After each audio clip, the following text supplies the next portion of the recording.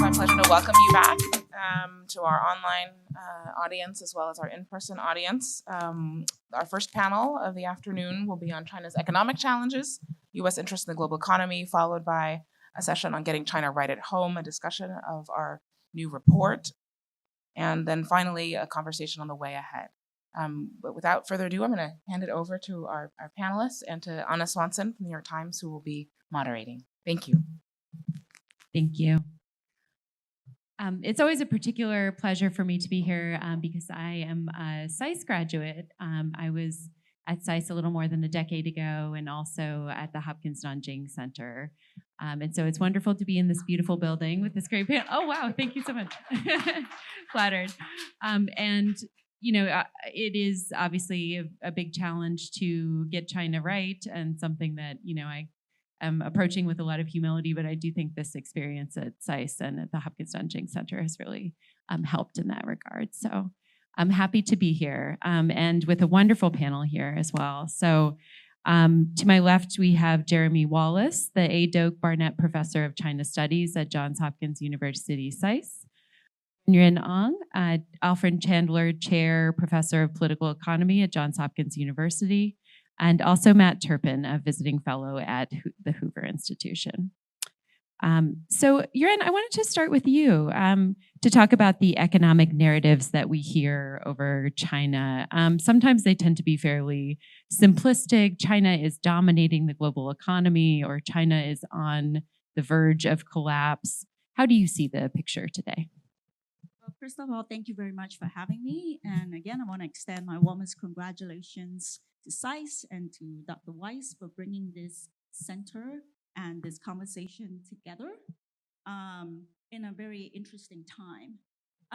With respect to your question about the Chinese economy, if you read news headlines about China on any given day, you are likely to read two opposite headlines.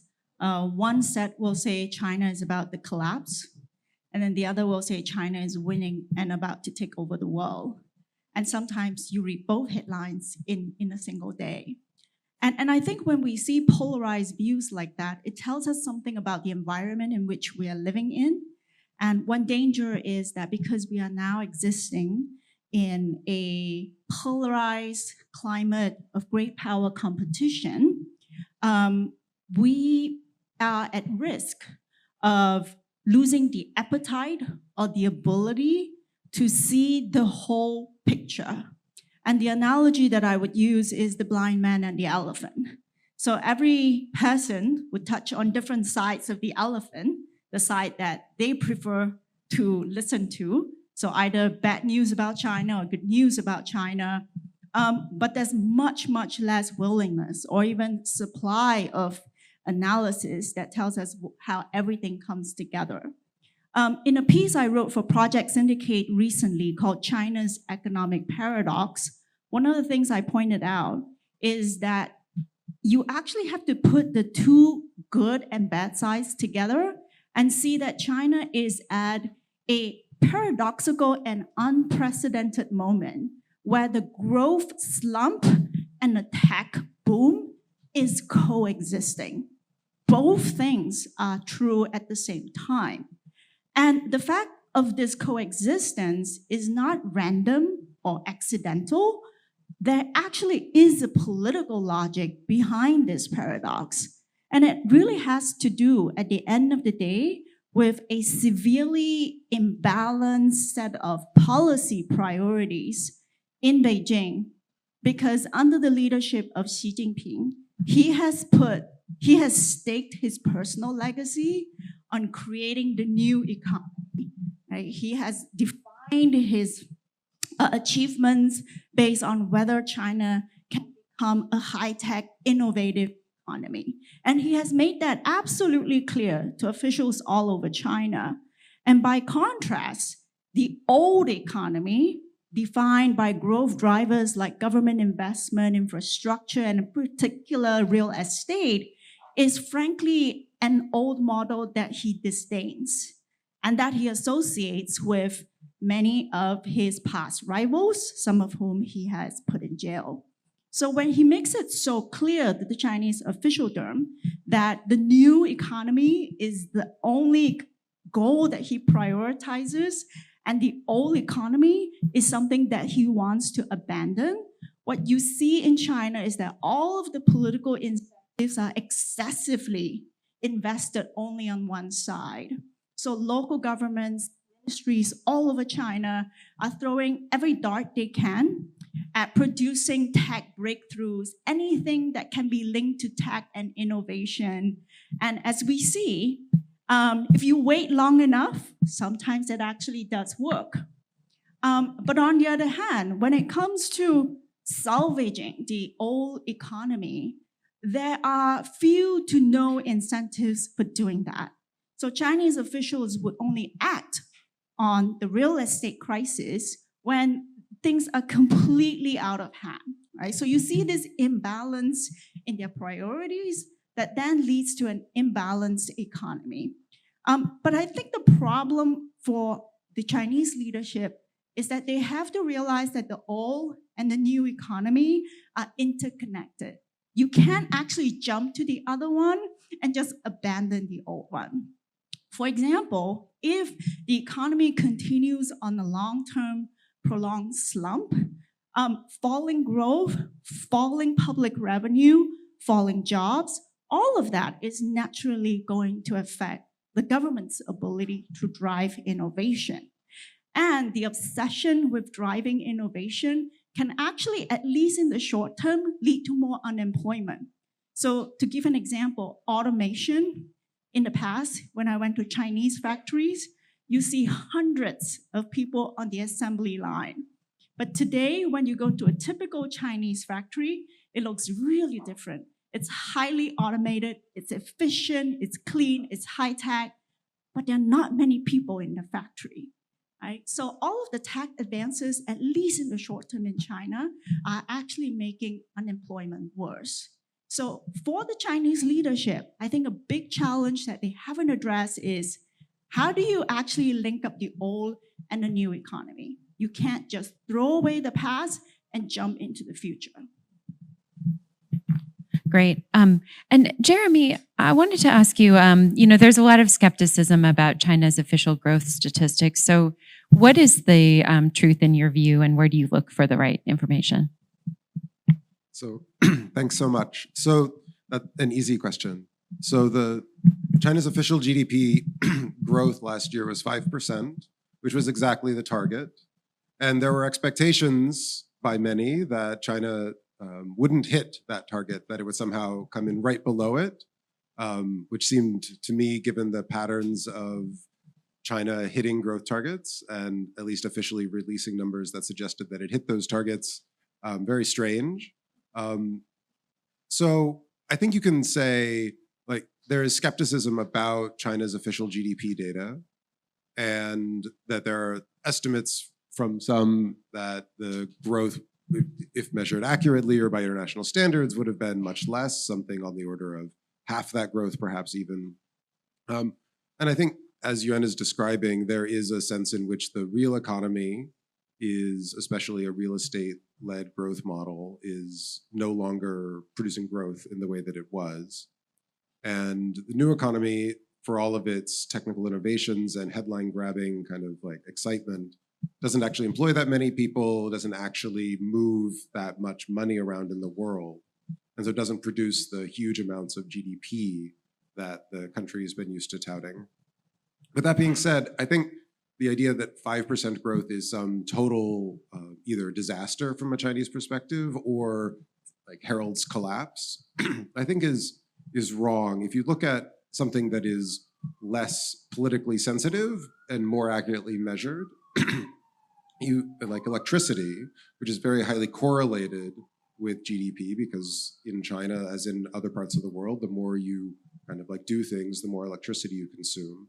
And in China is actually a particularly electrified economy, which is, for climate reasons, a good thing, which I'll get to. China's GDP or electricity growth rate last year was 6.8%. So it generated and consumed 6.8% more electricity than it did the previous year. And there are interesting kind of ways in which we can dissect that electricity data that I think say something about where China is and where China may be headed in 2025. So the first half of the year was relatively strong with lots of electricity consumption, especially in the industrial sectors, particularly the new industrial sectors like EV manufacturing, solar manufacturing, batteries, maybe some of the tech boom stuff, but those are more software than hardware. And so it's really kind of like, this was seen as really indicative that this push towards a new industrial economy was succeeding. It's the first half of the year. The second half of the year, we actually see a real slowdown in that industrial electricity usage. So the industrial sector kind of basically goes to almost zero in terms of growth compared to the first half of the year. But we still see more electricity usage in the service sector, which if you're trying to move towards a more consumer-based economy, which the country may or may not be, but there at least is some evidence that the service sector is using more electricity. And then people use more electricity for a couple of different reasons. One is that there were heat waves in China, and the idea that, especially over the past 2 years, if 2 years ago you saw a heat wave, and at the end of that you buy an air conditioner, and then the next year there's another heat wave, you will use that air conditioner. And then maybe by the end of that, you start getting used to the idea of having air conditioning, which is something that is a luxury at some level, but also becomes something that people get very used to. And so I think the pattern of electricity data suggests that there is still real growth that is happening in China. The economy is bigger today than it was last year, than the year before. But I think we can parse that there are real interesting patterns. And I think the nature of, as every China analyst knows, in January and February, it's really hard to know what's happening in China, in part because of Lunar New Year, right? There's so much that's happening, and just the 2 months of data get squished, and we don't know anything about the situation until the end of February or early March, when those data get released, especially with the 2 sessions. So right now we're in this period with uncertainty domestically in China, uncertainty in DC, and what the tariffs and other types of policies that the new administration is going to be pushing forward, and I'm sure we'll talk about that more. But I think this gets at least my sense about where the current situation is in China's economic challenges. Great. And Matt, we also wanted to bring in the U.S. interests. How do you think the United States is getting China right? And how have you seen U.S. policy evolve when it comes to China in areas like tech and trade? Yeah, sure. Thanks, Anna. And Jessica, thanks so much. Congratulations for the setup of the center. It's spectacular to be here. Yeah, so I think I tend to see a greater degree of continuity over the past sort of dozen years in U.S. policy, kind of going back to the second term of the Obama administration. An increasing realization that the expectations that the United States had about China's rise was not being fulfilled. That China was not the sort of responsible stakeholder that U.S. policymakers had envisioned that it would become inside a liberal international order. And what you've watched over the last dozen or so years is a series of adjustments to trade, economic, technology, industrial, and national security policies to rejigger how the United States deals with what it views as an increasingly sort of hostile rival in Beijing, and that's unfolding in fits and starts, and is continuing to sort of develop over time. And so I suspect we'll continue to see that happen. Obviously we all get sort of sucked into the day-to-day. As we were discussing up here, I think we agreed that we would cease at 10 o'clock today was the last time we'd bring up any new news that came up in this panel. And so obviously we all get sort of sucked into that. But I think if we kind of blur our eyes a little bit, there is a sort of trajectory that the U.S. policy is on. And I think, I certainly appreciate the appeals to that the U.S. should have sort of humility and that it needs to know China better. And I certainly welcome the efforts of an organization like this. But I would also lay out that there are also some things that we actually do have some sense of where it's going. I think we now, after a dozen years, kind of know how Xi Jinping wants to govern. Like, I think that's actually fairly clear to us. We have a set of patterns. I mean, this is what 70-year-olds do, is they kind of have a pattern of how they want to act. And it's unlikely that that's going to necessarily change in the next 10 years. Unless, of course, we have a change in leadership in China. Obviously, if that were to happen, then you're right. It would be very much sort of up for grabs of what that looks like, and we need to sort of think that through. But right now, I think we've got a pretty good idea of a set of directions that Beijing is on, at least its leadership is on. I fully suspect that not all Chinese citizens agree with this directionality, but of course, Beijing has a degree of sets of controls and has a really solid grasp on the levers of power, and is able to sort of make these decisions. Whether it's having a clear understanding of what kind of new economy that Xi Jinping wants to create, I would contend that there's also quite a bit of old economy there. Manufacturing is an integral part, and that's just sort of robotic, high-end, no people manufacturing, but deep manufacturing at lower value added. I mean, that's what we're seeing across the world in terms of overcapacity, and we'll continue to see that, and that will cause real challenges for the United States. I suspect that what we're watching with sort of U.S. policy, as it unfolds across a lot of different industry sectors, is really a challenge with how do you calibrate what you're doing to the particulars of different industry sectors and technologies, because each one is its own different thing, right? Like, there is no one size fits all approach to these things. And I think we now have watched really 4 administrations struggle through how do you calibrate these things in right ways. I hope that we're learning lessons, but that's going to continue to be ongoing.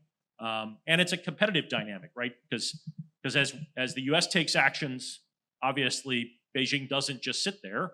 It takes its own actions, right? It has its own agency. It's doing its own things. And then we have plenty of countries that are also taking their own actions and dealing with this competitive dynamic. And so I suspect we'll continue to see those trends go on. I wanted to pick up on one word you mentioned, Matt, which was overcapacity, and ask you, all of you actually, this is something that animated the Biden administration. It seems like something that will animate Trump administration policy as well. We've seen China record more than $1 trillion trade surplus last year, exporting fantastic low-cost EVs that are putting a lot of pressure on global industry. Other countries start to put up trade barriers. Where do you see this headed, and how do you look at the overcapacity issue? Anyone who wants to jump in, really, I think. I can jump in. I think it's a great question. I think there is, so first, overcapacity is a strange word in economics, right? Like, we talk about supply and demand, and if there's lots of supply of something, then we have ideas about what the nature of prices should be, and so forth. And so overcapacity vis-a-vis another country is often talked about in competitive ways, and so I just want to acknowledge that overcapacity as a word has a lot of political valence more than economic meaning. When I think about overcapacity in the Chinese space, I think of differences across sectors and the origins of this overcapacity in lots of different ways. So the steel sector in China could be described as having too much capacity, in part because they're just not building steel. They're not using as much steel domestically as they were when they were building like cities and kind of urbanizing huge amounts of population to the extent that they're just not now, right?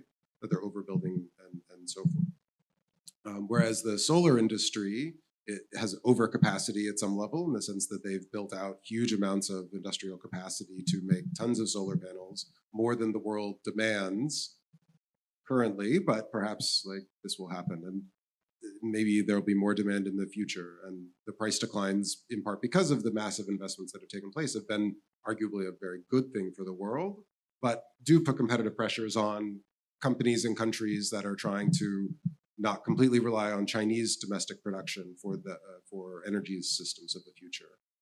EVs are yet a third category where the battery systems in particular have become very Chinese dominated, and has been very kind of a subsidy-based story in China. So I think like the origins of what we could talk about broadly as overcapacity come in kind of from very different ways, and I think with different implications for what policy should be like domestically in China or from other countries trying to put pressure on China to kind of move things forward.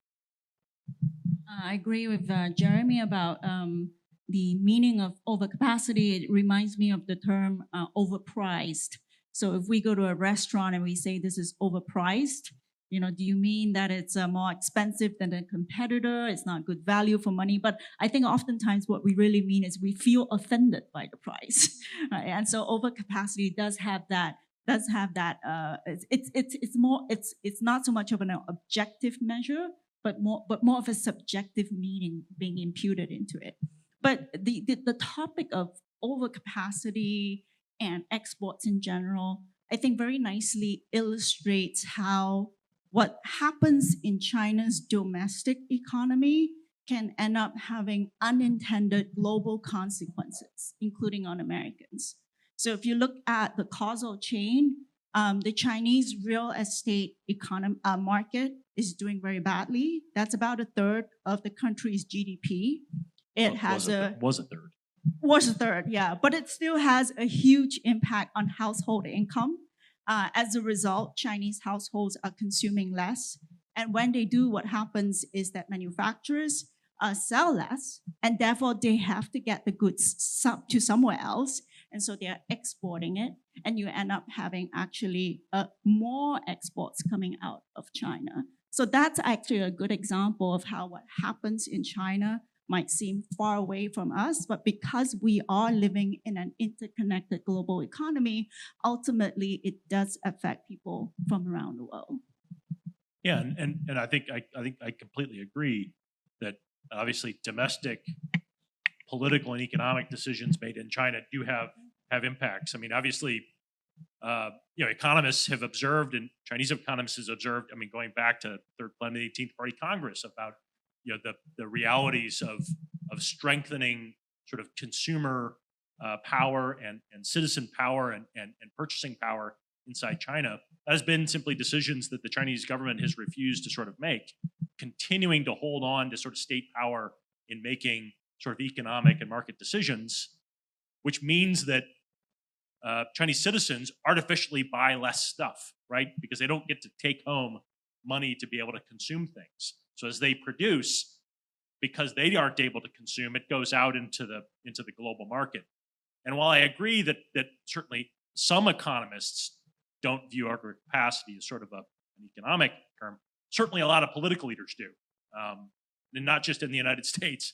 I mean, obviously, what Beijing is finding is that of its own sort of making, the creation of trade barriers popping up across the world, as each of those countries want to help their citizens move up the value chain of manufacturing, and find that Beijing is largely dumping products onto their markets, which then retards their ability to be able to sort of move their own citizens up that value chain. And those things create real political frictions, and we're watching that unfold. And so I think what should we take away as the sort of key takeaway of this is that fundamentally the expectations that sort of large numbers of citizens had around an economic system 2 decades ago, are now really under severe stress, and I suspect we'll see a fracturing of international trading systems into much more, much greater blocks.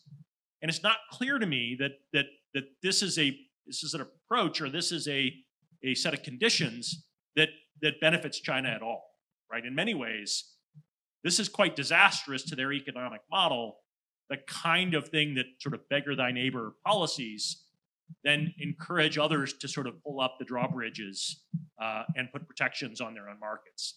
And that is really not a good thing for a Chinese economy that, let's be perfectly honest, is still in sort of the lower middle income and not yet wealthy enough to be able to sort of power its own economy.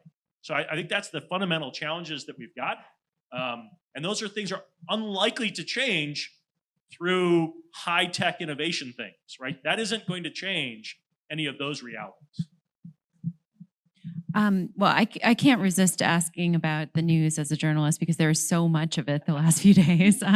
So we've had, the prospect of a 10% additional tariff going on China as of midnight tonight.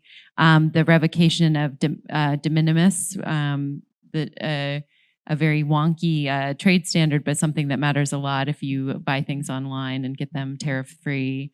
And then there's been a lot of speculation about the possibility of a trade deal, breaking Matt's news embargo, but it sounded like President Trump had said he might speak with Xi Jinping sometime in the next 24 hours about the tariffs and trade. So obviously there's a lot of uncertainty going on right now, but I'm curious what you all think about how much pressure this will put, trade tensions could put on the Chinese economy, whether China's, economic weakness right now somehow changes the terms for negotiations compared with the President Trump's first term, and then just what the prospects of some kind of deal might be as well.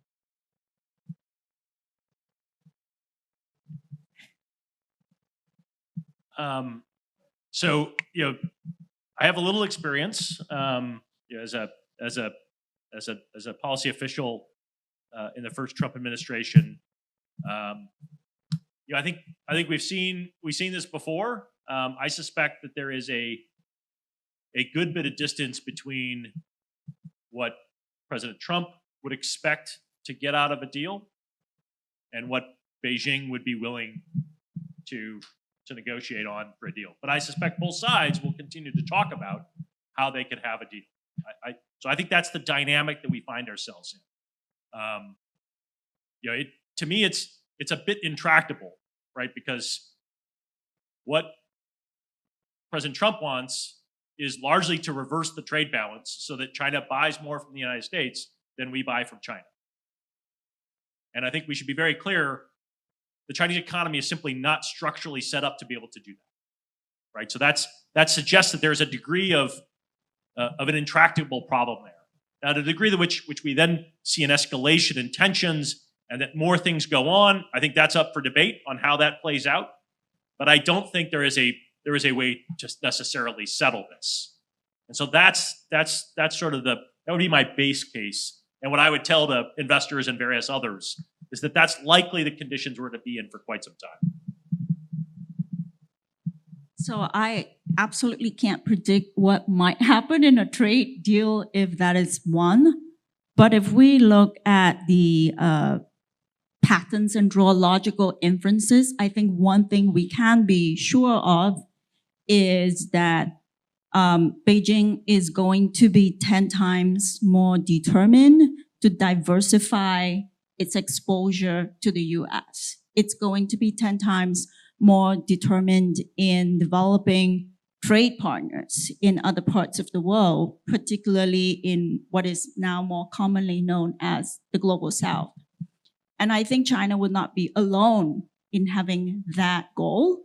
Other countries will also be doubling their efforts to reduce any exposure to uncertainty from US trade actions. That is not going to happen quickly because it takes years, if not decades, to restructure commercial and trade relations. But I think it's fair to say that we are probably seeing the beginning of this great restructuring. It's already happening. In the past, trade flows were basically south-north, make in the south and sell to the north. And we have seen that over the decades, there has been a steady move from south-north to south-south. There's a lot more regional trade.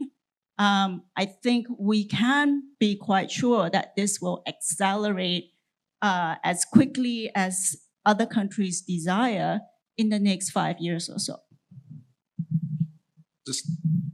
I completely agree with both both speakers. I think one thing that I would do is disaggregate China again here and say that while China and the Chinese government may have particular desires on the nature of what should happen in terms of the economy and its responses to the US government, I think Chinese firms also will move in their own interests and pursue their own interests and not necessarily just Beijing's interest. And a lot of that, as Yuan puts forward, is going to be building new facilities in other parts of the world that are not mainland China, that are not going to be selling to the United States, but just trying to directly make and sell Chinese technology products in other parts of the world. And I think that is a interesting and important, if the extent to which that helps global development and helps reduce like poverty in other parts of the world, I think that's to the good, and that shouldn't be seen as against US interests or against Chinese interests or anything else.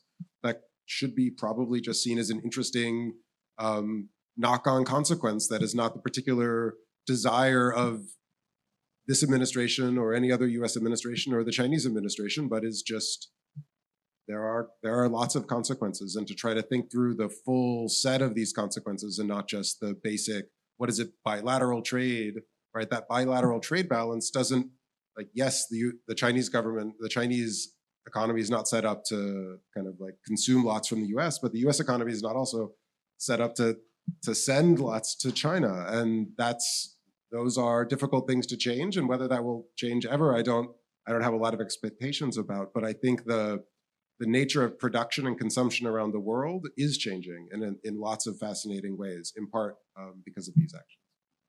Yeah, I mean, one thing I'd add is, I think it's hard to imagine that there is another U.S.-sized economy that the Chinese can sell to, right? I mean, yes, in terms of the number of people, whether we call this across the global south, and there's certainly a lot more people, but in terms of wealth, the ability to consume products, right, at prices that make sense to production in China, it is really hard to imagine that there is another United States, right? So, I mean, in many ways, Beijing is a bit stuck here, right? Because with the collapse of a real estate market that was a third of the Chinese economy and is now less, right? And not yet a high-tech tech industry to replace that.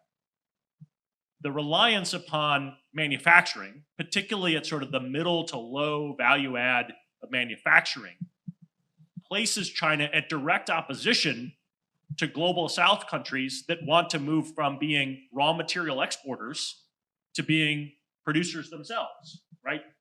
Because the idea that, and I completely agree, Chinese firms will likely want to move their production to these other places because they're running into market access problems in Indonesia or in name your country. But of course, we can all understand what is the impact on Chinese labor then in China as Chinese firms move manufacturing for other countries to other countries. Right? Particularly if Chinese consumers right now can't consume what they're making. And this creates a cycle for Beijing that I think is really problematic for them, right? Not collapse, China will still be there, but this is a cycle that does not actually work out very well for them. So if we just sort of play the thing out, this does not look good.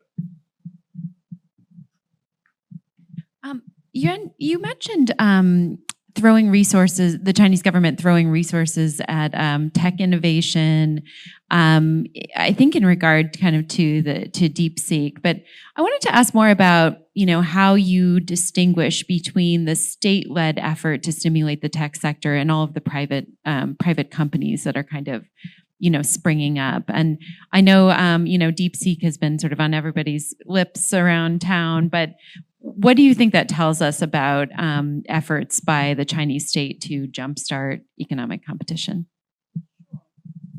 Well, first of all, I think it's important to clarify that DeepSeek is a private company with private investment. It's not a state-owned company. It's not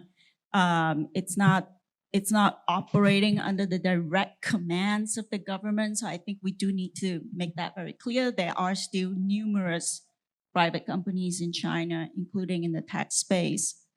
Having said that, however, any company in China is operating under a national innovation system, right? A political system that has made very clear that they would place high-tech innovation at the highest priority of national development.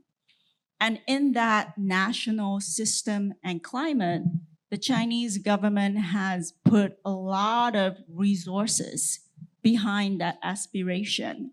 Part of it comes in the manner of bureaucratic targets, which Jeremy has written a fabulous book about, basically giving targets to local governments, in various aspects of innovation, including producing X number of patents, for instance. And it's not actually the government's producing the patents, of course, but it means that they have to encourage, sometimes even pressure the private sector to produce the desired outcome. It has also, of course, meant things like subsidies, various forms of support. But although a lot of the attention is placed on subsidies, actually bear in mind that sometimes the most important form of government support is not direct monetary grants, but things like providing the infrastructure, the ecosystem, and all of those things the Chinese government at all levels have been really enthusiastic, in fact, overly enthusiastic in doing, for reasons I've described. And as a result of that entire political climate that is so single-mindedly focused on high-tech innovation, we see sort of three outcomes that are true at the same time. But most of the time, people would only look at one snapshot and therefore draw incomplete or even flawed conclusions. So the first outcome is that when you look at any Chinese innovation output, it is breathtaking in size. Whether it's the number of patents, the number of scientific papers, the number of EVs produced, right? Just output-wise, it's just staggering because China has mobilized the entire country towards some of these key targets. But at the same time, the second outcome is that when you look at the actual quality of the things being produced, you'll realize that it is super low productivity. It's like a lot of it is duplication, junk, and waste. And a lot of electricity. Electricity, that's right. Right. So if you go to China and look at the EVs, I mean, this is mind-boggling. I just can't keep track of the number of new EV brands. It's just like you don't see that in the US. You don't randomly start an EV company, right? But a lot of it's going to go bust. We know that, right? So that pattern holds true from EVs to patents, a lot of waste and junk. And if you just look at the second snapshot, you'll conclude that China is a failure, right? And if you look at the first one, you think, oh my God, China is going to take over. And then there's a third snapshot, which I think DeepSeek provides an illustration for, which is that out of all of this junk, most of it is going to be gone. Right? It's like most of the EV companies will go bust. But out of this process of duplication, junk, and gladiator competition, one or a few champions will emerge. And so you can say DeepSeek is one example where out of this very competitive process, it has achieved a breakthrough. If you look at EVs, they're more or less consolidating into like big fours. So that is kind of the logic of Chinese policy innovation. But if you focus on only one of these three snapshots, you draw a wrong conclusion. Either it's completely taking over or it's collapsing. But it's really actually the three snapshots are linked in sequence. Yeah, that's a fabulous perspective, Matt. I'd love to know what you think about that. I mean, I tend to think that the DeepSeek example doesn't seem to actually fit in this. So this is starts as a quant hedge fund, right? Completely below the radar. I suspect very few folks in the Chinese government knew what it was doing, knew what it was up to. It was not a part of this innovation ecosystem that the state is focused on. It was not a part of that plan. It comes out of essentially nowhere, really doing its own work on this in truly innovative fashion to come up with some really impressive outputs. But it's really not a part of what had been the sort of state-directed and funded and subsidized effort. For one, I suspect that there is some real questions being raised about the efficiency of this sort of new economy system driven by the state, that the outcome that you get, that I think Chinese citizens should feel very proud of, but it is actually not a part of what Beijing was driving towards. It essentially arose on its own. And I suspect that that is unlikely to remain the case in the future for DeepSeek, right? The Eye of Sauron has turned towards it. It is now very much in folks' understanding, and the likelihood that golden shares will not be taken in DeepSeek in the future, and that it's going to remain the thing that made it what it is, I think is very unlikely. So I think we're very much to see it folded into. To me, it sort of reminds me a bit of the ByteDance sort of scenario, right? ByteDance starts as a relatively untouched, very innovative company, is essentially taken over by the Chinese government in 2021, right? CEO removed, board removed, replaced by new folks, and you have a whole separate company brought in, right? It's not clear to me that it seems fairly clear that it is likely to go through the same sort of process. And this leads me to essentially where one of the, I think we should differentiate between what we're seeing happening. And I tend to divide it across mature industry sectors and immature industry sectors, right? So the Chinese government has focused a lot on mature industry sectors like semiconductors, right? Semiconductors are a 60-year-old, 70-year-old industry, right? It's well established. There are a whole bunch of path dependencies. There's an understanding of what you need to do, process technologies you have to do to be able to produce semiconductors at the highest end at the kind of quantity and scale that you need. AI is a brand new immature industry, right? There is no understanding of what the right business model is. It's not, no one's had one for more than 4 or 5 years.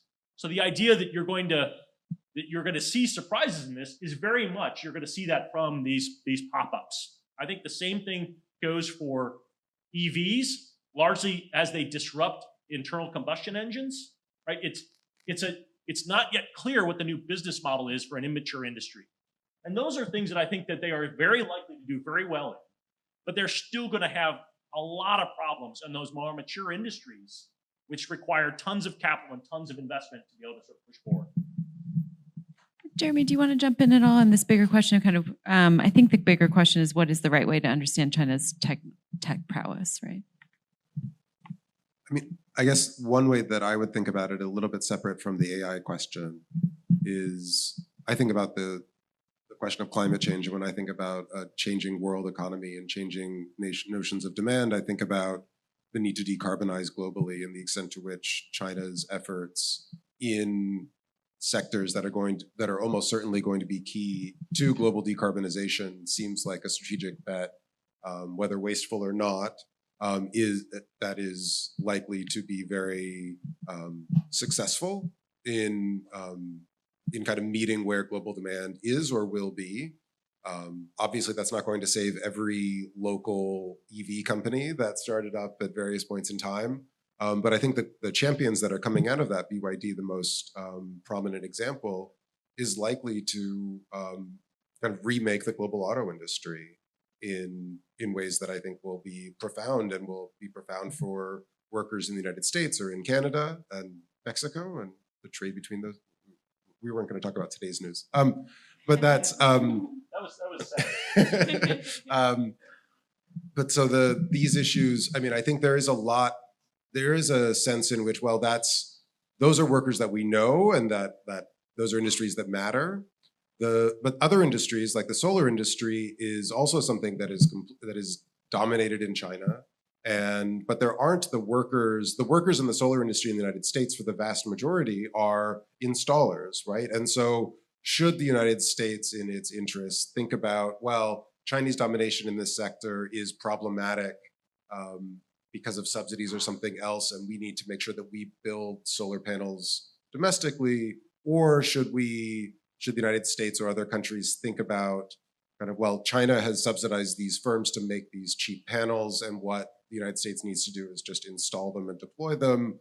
The EU, the Draghi report kind of has said, kind of there are industries that need to be domestically protected, and there are those that are less significant, that are not as important for profits. And I think that thinking through this kind of really holistically, like, are there important labor sectors that are already here that would lose their jobs, and is displacement possible and kind of problematic?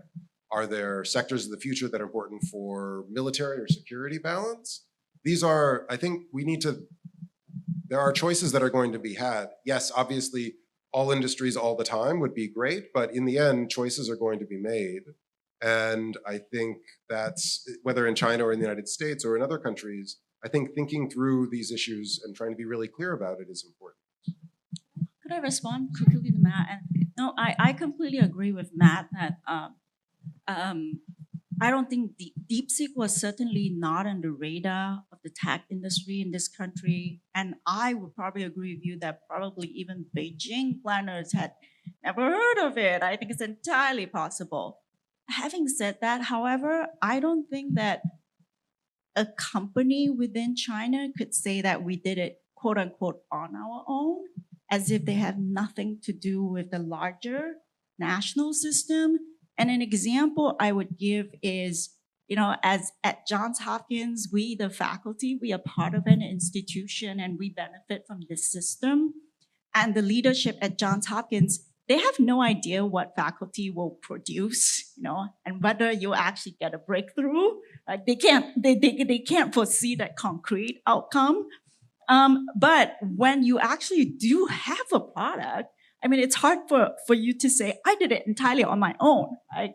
Because in fact, you are part of this institution, which provides that environment for you to produce that output.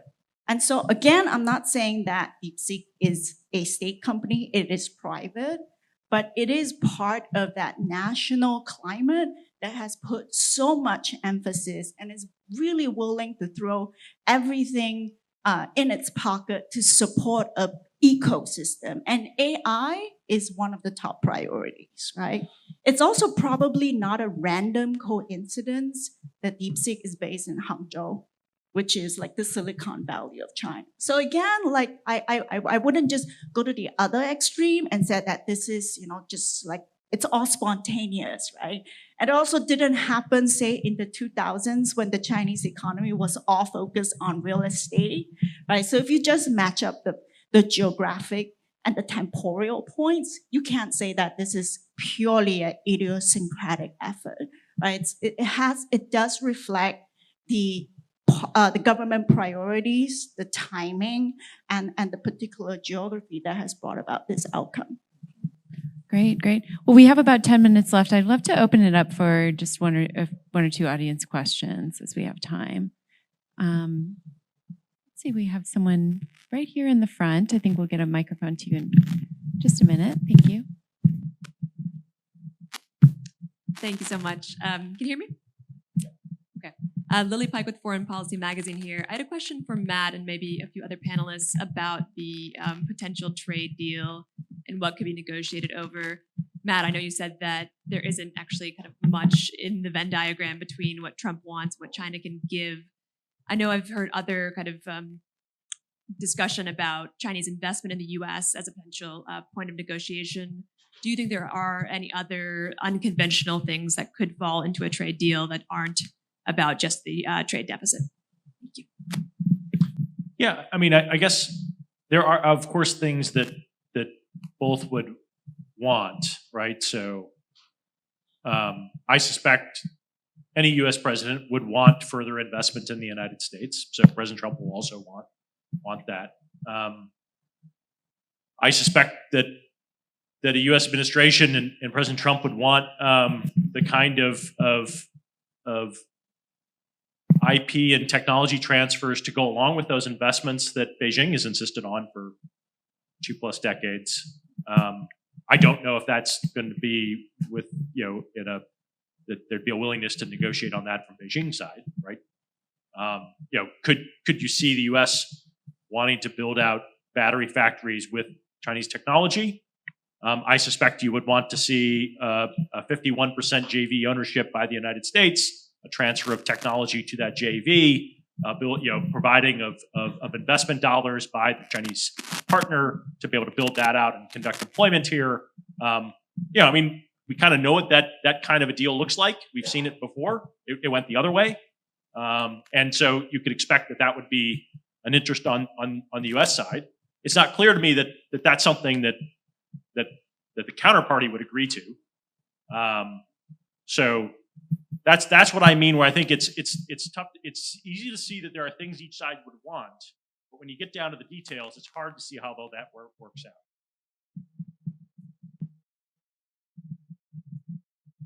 Great. We can take another one in the back here.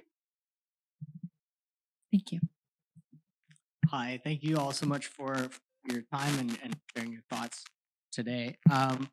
My question is sort of about this interconnectedness between the old and new economies, and kind of as we see the property market decline.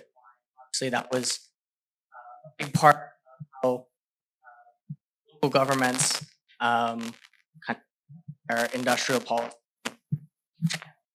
to both private and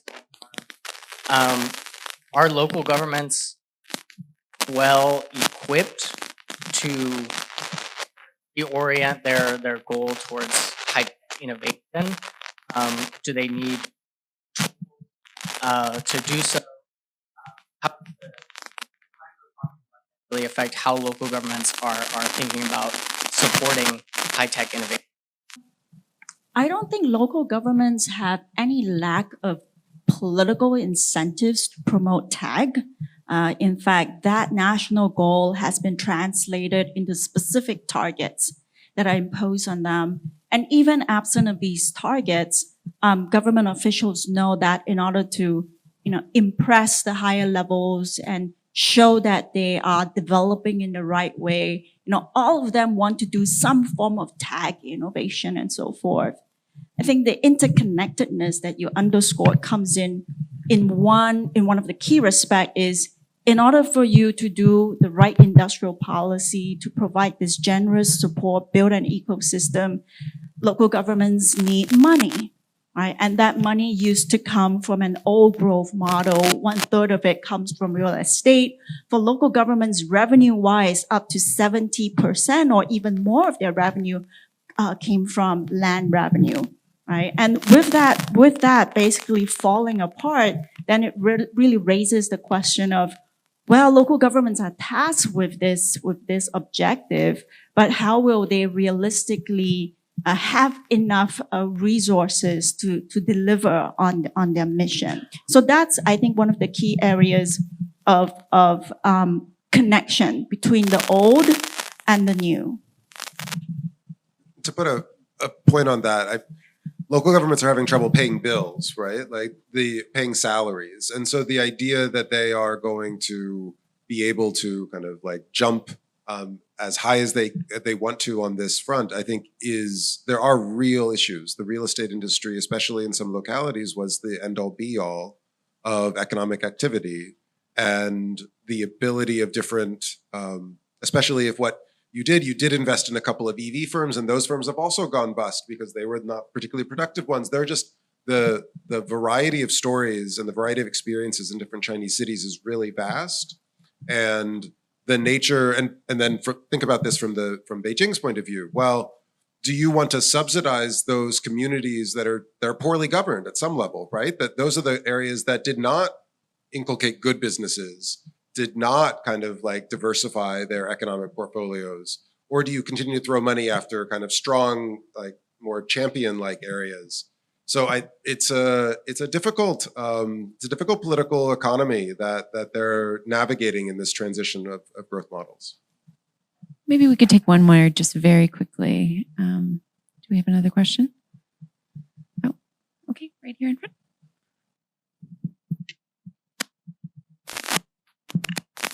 Hi, Aisha Carter here, second-year master's student here at SAIS. I'm wondering if, as China continues to advance in technology, and pursue its Made in China 2025 program, if this is something the United States should be worried about as it kind of insulates its economy from a dependence on the United States, and if so, what should the United States do about that? Well, I mean, I do think that this has been sort of the animating factor for U.S. policymakers across a number of administrations. You know, I mean, you mentioned Made in China 2025, which I think, you know, has been used as sort of the poster child for what the issue, or what the you know, what the issue is with Chinese industrial policies and the potential negative impact they have on the United States, right? I mean, so Made in China 2025 is about moving from, you know, low value add manufacturing to high value add manufacturing across, you know, 10 different sectors, right? Many of those sectors, some of those sectors were new sectors, right? You know, new energy vehicles was relatively a new sector, but it would fundamentally disrupt, you know, sort of sectors in the United States. And then other sectors were areas where the United States had a competitive advantage, and it sold out to the world, whether that's commercial airliners or semiconductors, right? So the understanding that the impacts of that policy would have on U.S. prosperity and its own industrial strength, and the knockoff effects on sort of the national security side of U.S. depends upon those industries to be able to provide sort of the technology and hardware to be able to maintain a national security advantage. That's how that policy was identified, and it's really kind of hard to put it back in the box, because it really is the new economy that Xi Jinping is aiming for. They may not use that term anymore because it's become a bit radioactive, but it really is the intention of what they're seeking to achieve. And of course, in achieving that, that would have impacts on the United States and its own prosperity.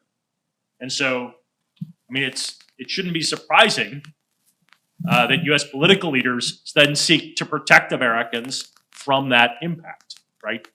Like, you know, we had for a period of time thought of protectionism as a particularly bad word, but fundamentally, you know, the people that are elected to sit in that building, they think that protecting American citizens actually is their primary job. So, I mean, I think this is the challenge we find ourselves in, is that the way in which Beijing has laid out sort of its plans places itself in a real, at cross purposes with the United States, and that's probably not likely to go away. I would just note, I agree. I think there is a sense in which Made in 2020, China Made in 2025, and the broader kind of overcapacity view of China is increasingly dependent on external demand, right? The idea that China is autarkic and kind of making everything internally is not actually the case, because a lot of the actual factories in China are making and dependent on external demand. And the idea that this is somehow like China is able to do whatever it wants and doesn't worry about what the rest of the world thinks, that's actually not consistent with the kind of nature of the investments that are being made in China to sell to the outside world. And either those firms are going to find that there is no demand, that external demand will collapse if they're trying to undercut or to undersell or is unwelcome politically, or they will like figure out how to navigate those political landmines in different parts of the world. And so, but I think in the United States or in any part of no country is no country is an island. Sorry for the island countries. Apologies to the island countries. There are islands. But metaphorically, no country is an island. And no country is an isolated island. And that idea that we are going to somehow like exist and produce everything ourselves and not interact with the world is just not. Demand and supply are global, and we need to navigate this. The idea that the United States can produce everything in the United States and China can produce everything, I think the idea of resiliency makes sense, but the idea of autarkic production is from a long time ago. Wonderful. Well, we're at time, so I'd like to say thank you to the panelists and congratulations again to everyone on establishing this institute. So thank you. Thank you.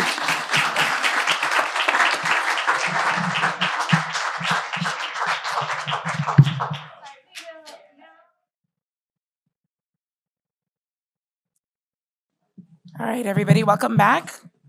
It's my great pleasure to share with you the release of our inaugural report, Getting China Right at Home, Addressing the Domestic Challenges of Intensifying Competition. And today, we have a wonderful panel, including 4 contributors to the report, along with David Sanger of the New York Times.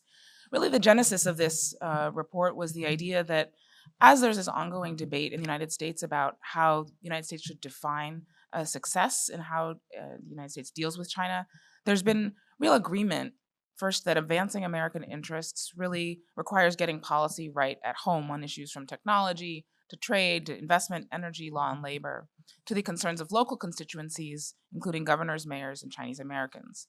But even though there's this broad agreement on the importance of getting things right at home, I think the United States has been really in the early stages of defining an approach to China that takes account of the domestic consequences of measures aimed at strengthening U.S. national and economic security.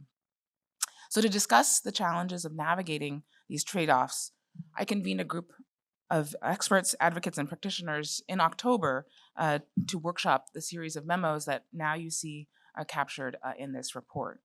This collection makes no attempt to present a consensus, and I'm sure that the panel will not either, but really it offers a spectrum of fresh perspectives on ways to center American democracy, society, and economy in the United States strategy toward China.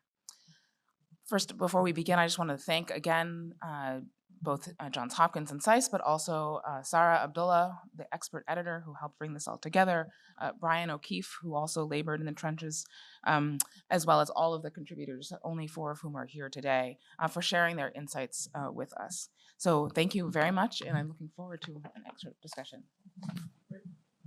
Well, thank you very much. Thank you all for coming. You can tell who really is devoted to the topic by starting with the people who are here after 3 p.m. And that measure falls off as you get closer to the cocktails when it rises again. I want to thank our panel and particularly thank Jessica for coming in. I think it's been a great thing for Johns Hopkins to have her bring her energy and her curiosity and all of her great writing to all of this. And best of all, she's moved into our neighborhood. So we've been delighted about that. We've got a great panel today.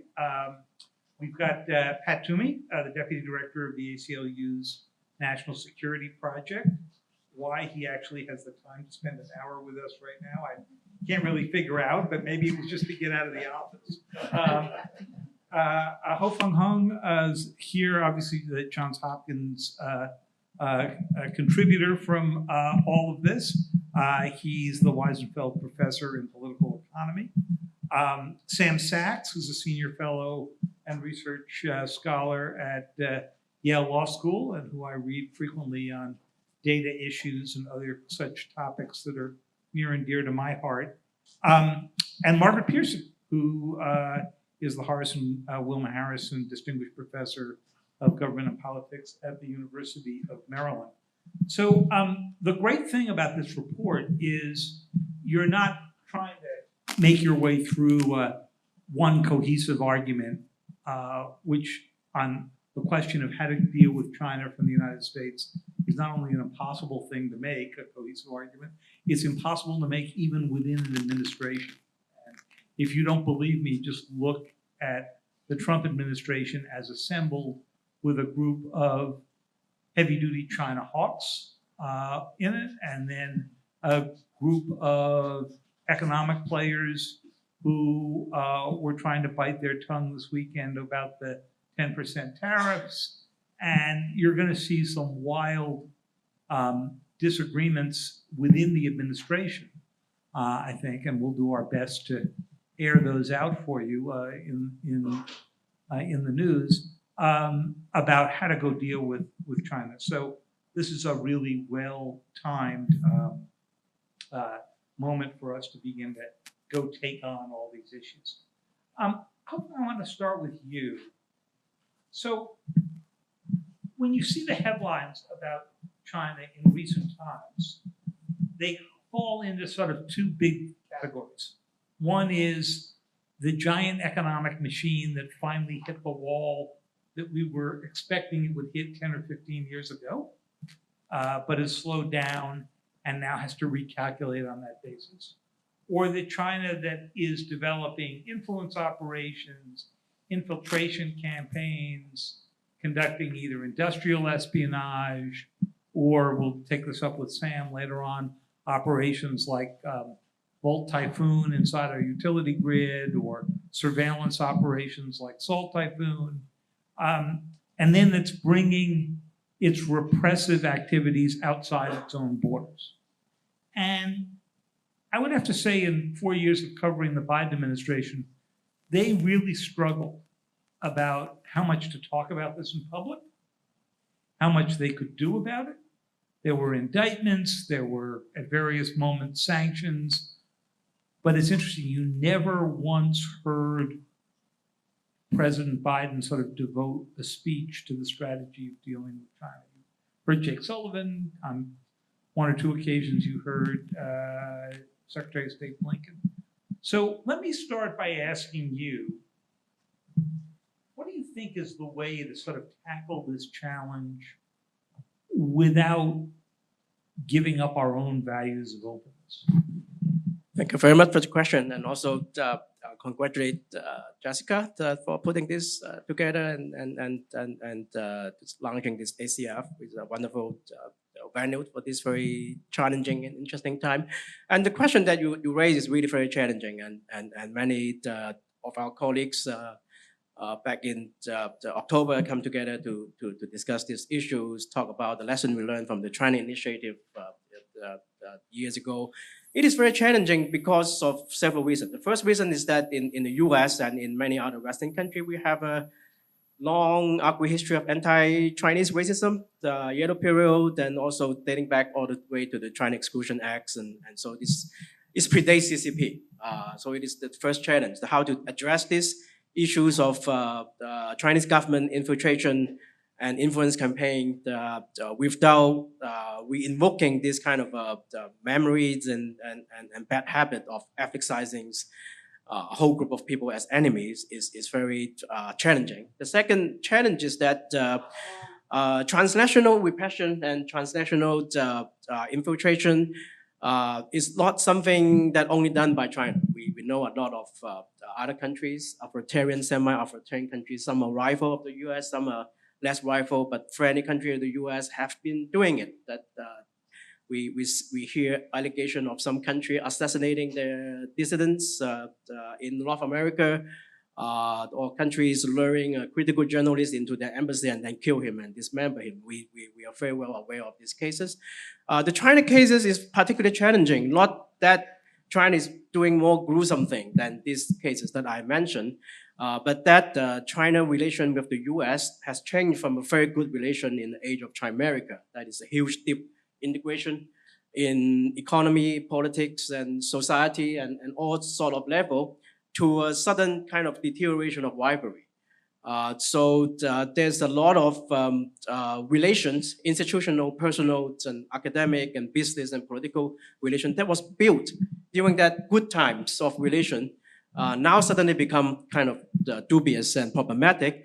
And then to be fair, that many people, like in the case of China initiative, that they accuse people and persecute people for some relation. Actually, when the relation were built, they were built in a time when this kind of relation is not only tolerated but even encouraged by their boss, by the institution. So suddenly they became liable for this kind of relation. So how to address this issue is becoming very challenging. That the third reason why it is so challenging is that actually the Chinese government has been overtly talking about weaponizing diaspora, not using this term, but you look at the United Front official, Xi Jinping himself, he always say that all Chinese people, which is not only Chinese national, PRS national, but also people with Chinese heritage should be come together and supporting the Chinese government plan to rejuvenate the nation. And so basically saying that all ethnic Chinese should be serving this national goal of the Chinese government. And we all know a lot of cases in which that there's a deliberate effort to use ethnic Chinese and mobilize ethnic Chinese overseas to support a lot of efforts for industrial espionage and influence campaign and all kind of activities. So this is very real.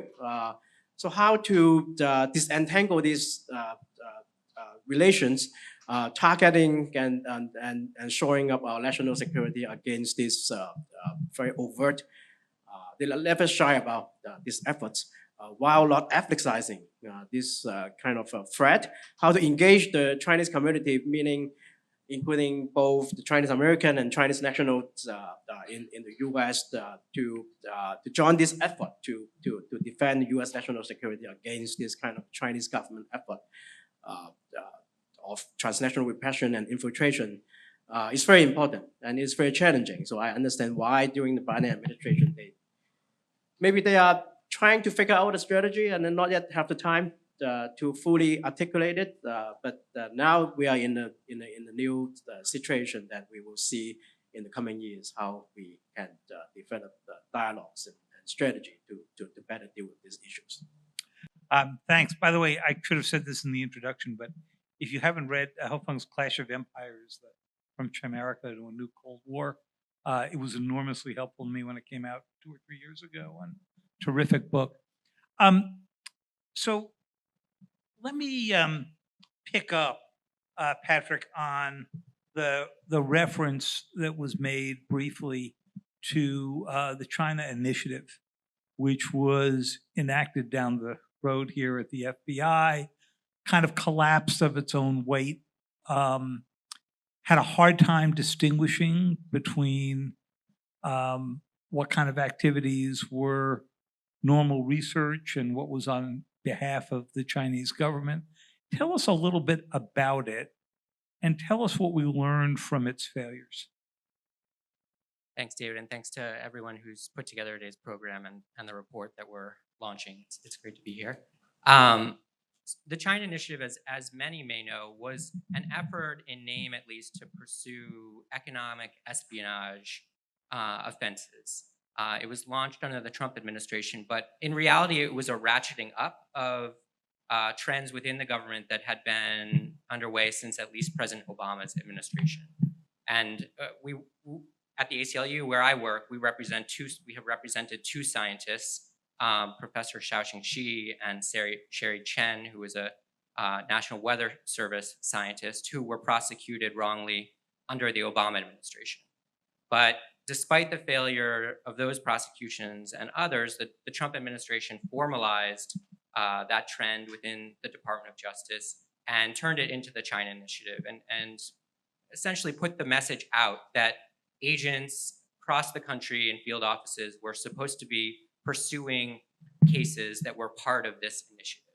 And while the nominal focus was on espionage, economic espionage, in fact, many of the prosecutions went after things for grant fraud, for tax evasion, even for the kind of administrative errors that in prior times would have been dealt with through either an administrative or a civil or an employment process. And once again, in the kind of rush to find and bring these cases, we saw very novel and overreaching legal theories, profiling of Chinese American scientists, and a number of cases like that of Professor Gang Chen at MIT, Professor Hongmin Hu in Tennessee, Professor Feng Tao in Kansas, that were aggressively pursued by the government, ultimately fell apart. And eventually, under the Biden administration, not right away, but a year or two in, the Department of Justice formally disavowed the China Initiative. And many of those cases that were looking at grant fraud and things like that have receded since then. But I think today, on the cusp of a new administration and on the heels of Congress calling at certain moments for the restoration of the China Initiative, we remain very concerned that we'll see something like the China Initiative come back. I'd have to say, if the China Initiative does come back, it will be buried in such a blitz of executive orders, of course, today that you may barely see the headline, because it would, and that seems to be a lot of the strategy that's underway. So let's assume for a minute it does come back. Is there a way to restore the initiative without restoring its abuses? Well, I think in our view, identifying a particular country as the framework for an initiative invites the type of problems that we saw under the original China initiative. Because what agents did in the context of that initiative was they looked for people with connections to China, very often Asian Americans, and tried to build cases backwards, rather than looking for what was objective evidence of economic espionage, the purported priority of that initiative, and trying to build cases based on evidence. It cultivated or created a real confirmation bias within investigations where agents were resistant to seeing flaws in their evidence and were really pursuing people based on what was profiling. So Margaret, maybe you can jump in here, because I think what we're hearing from Patrick and a little bit from Hafeng is that the mix of economic and national security issues, which always have a blurry area, almost have been completely blurred in recent times. If you just look over the weekend at the executive order for the tariffs, a little bit of it is traditional, trade deficit issues and so forth. And then they're mixed in with fentanyl and with other national security issues that are referred to almost in a few words. And it's not entirely clear what the objective of the tariffs are. And I was thinking as I was reading it in Florida yesterday that it's the true mix. So is that where we are headed? I think it is where we are, with a complete blurring of, you might say, traditional categories between national security and economic security and human security. And I would say in both the Biden administration and what looks to be the case with the Trump administration, no feeling that it is important to distinguish among them. And so one place where we might see this is in some of the executive orders or in the tariffs under the Biden administration and continuing in the Trump administration, where the sale of some land in Georgia is seen as dangerous to America, as much as an existential threat to America as is the sale of NVIDIA nano chips are. And to me, one of the problems of not keeping straight sort of what our priorities are and not having clarity as to what really is national security, by which, I should not attempt to define it in front of David Sanger, so you'll correct me if I'm wrong, but you might say existential threats to our nation. To say that the sale of land to a Chinese company in Georgia is on that same level seems to me dangerous and leading to some of the same kinds of abuses. So take us for a moment, and we'll come back to Patrick on this in a little while, because the sale of land is really interesting. If I were to rank for you the mix of economic and national security issues out there, I would have put, for the Trump administration, I would have put probably AI and the chip exports right up at the top. Those export controls done by the Biden administration really being the perfect blending of these two. And I would have ratted through a whole number of different other industrial issues that I could imagine. And I think about 150th on my list of 100 items probably would have been the Panama Canal. Okay. And yet that's the one, obviously, we've heard the most about. President was just talking about it in the Oval Office as I was leaving the office to come over here. And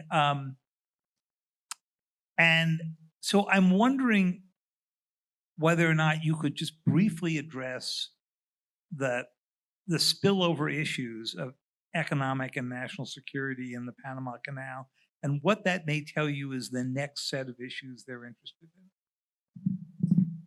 Well, I really haven't figured out the Panama Canal thing. Good, you and me both. Particularly, Okay. so I wish I could answer that. But my sense with this and a number of the other issues that have been subject to executive orders is that, at least as the president articulates it, it's like throwing in the kitchen sink, that any particular argument you can think about that might possibly be ginned up as a reason to do something he wants to do is all just tossed together, leaving anybody who might pay attention befuddled as to what the true complaint is. Do I believe that the fees being charged to go through the Panama Canal is a national security issue? No, I don't. Do I believe that having Hutchinson ports at either end of the canal might touch on national security? Maybe. And they've been there since 1997? Well, in Hutchinson, Yeah, yes, right. they've been there a long time. Is the one of the issues is the extension, apparently, of the concessions for 25 years to Hutchinson without having a bid attached to it. Is that concerning?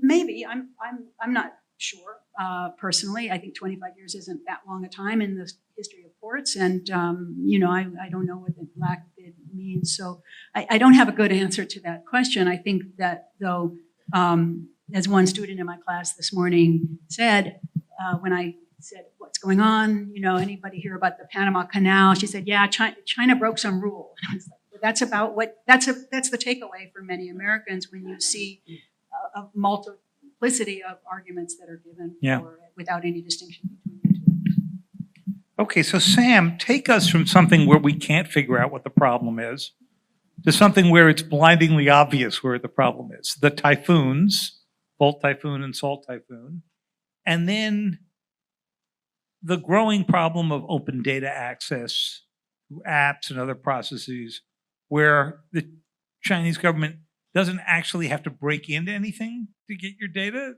We're giving it to them.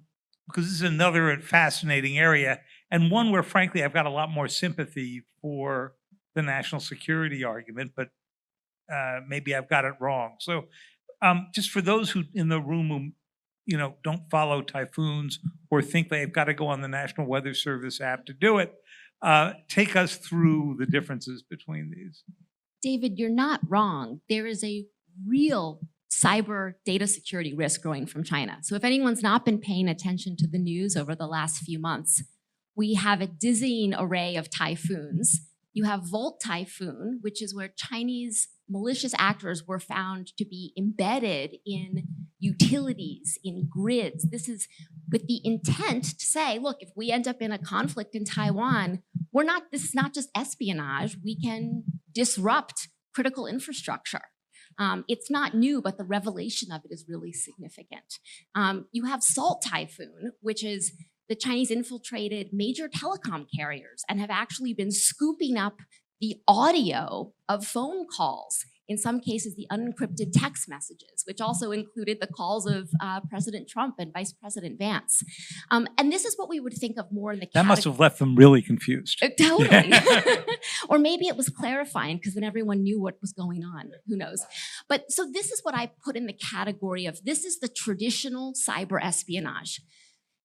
Beginning in the Trump administration and carrying into the Biden administration, US policymakers have been increasingly concerned about what I think is a new risk frontier, which you identified, which is not access via the back door and infiltration of data, but what is freely available through open commercial channels. And this is where the TikTok issue sets in. The US is essentially a wild west of data, whether we're talking about US social media platforms or we're talking about Chinese companies.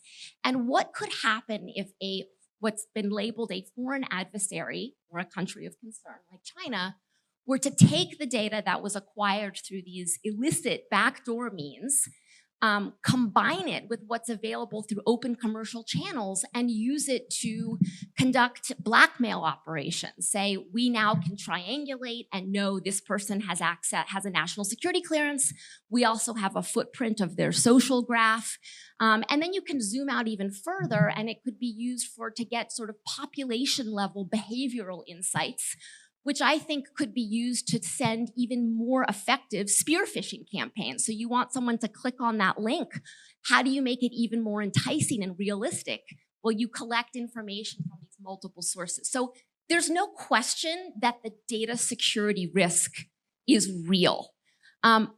My question, and taking it back to the how do we get China right at home, is what do we do about it? How do we actually make our data the most secure?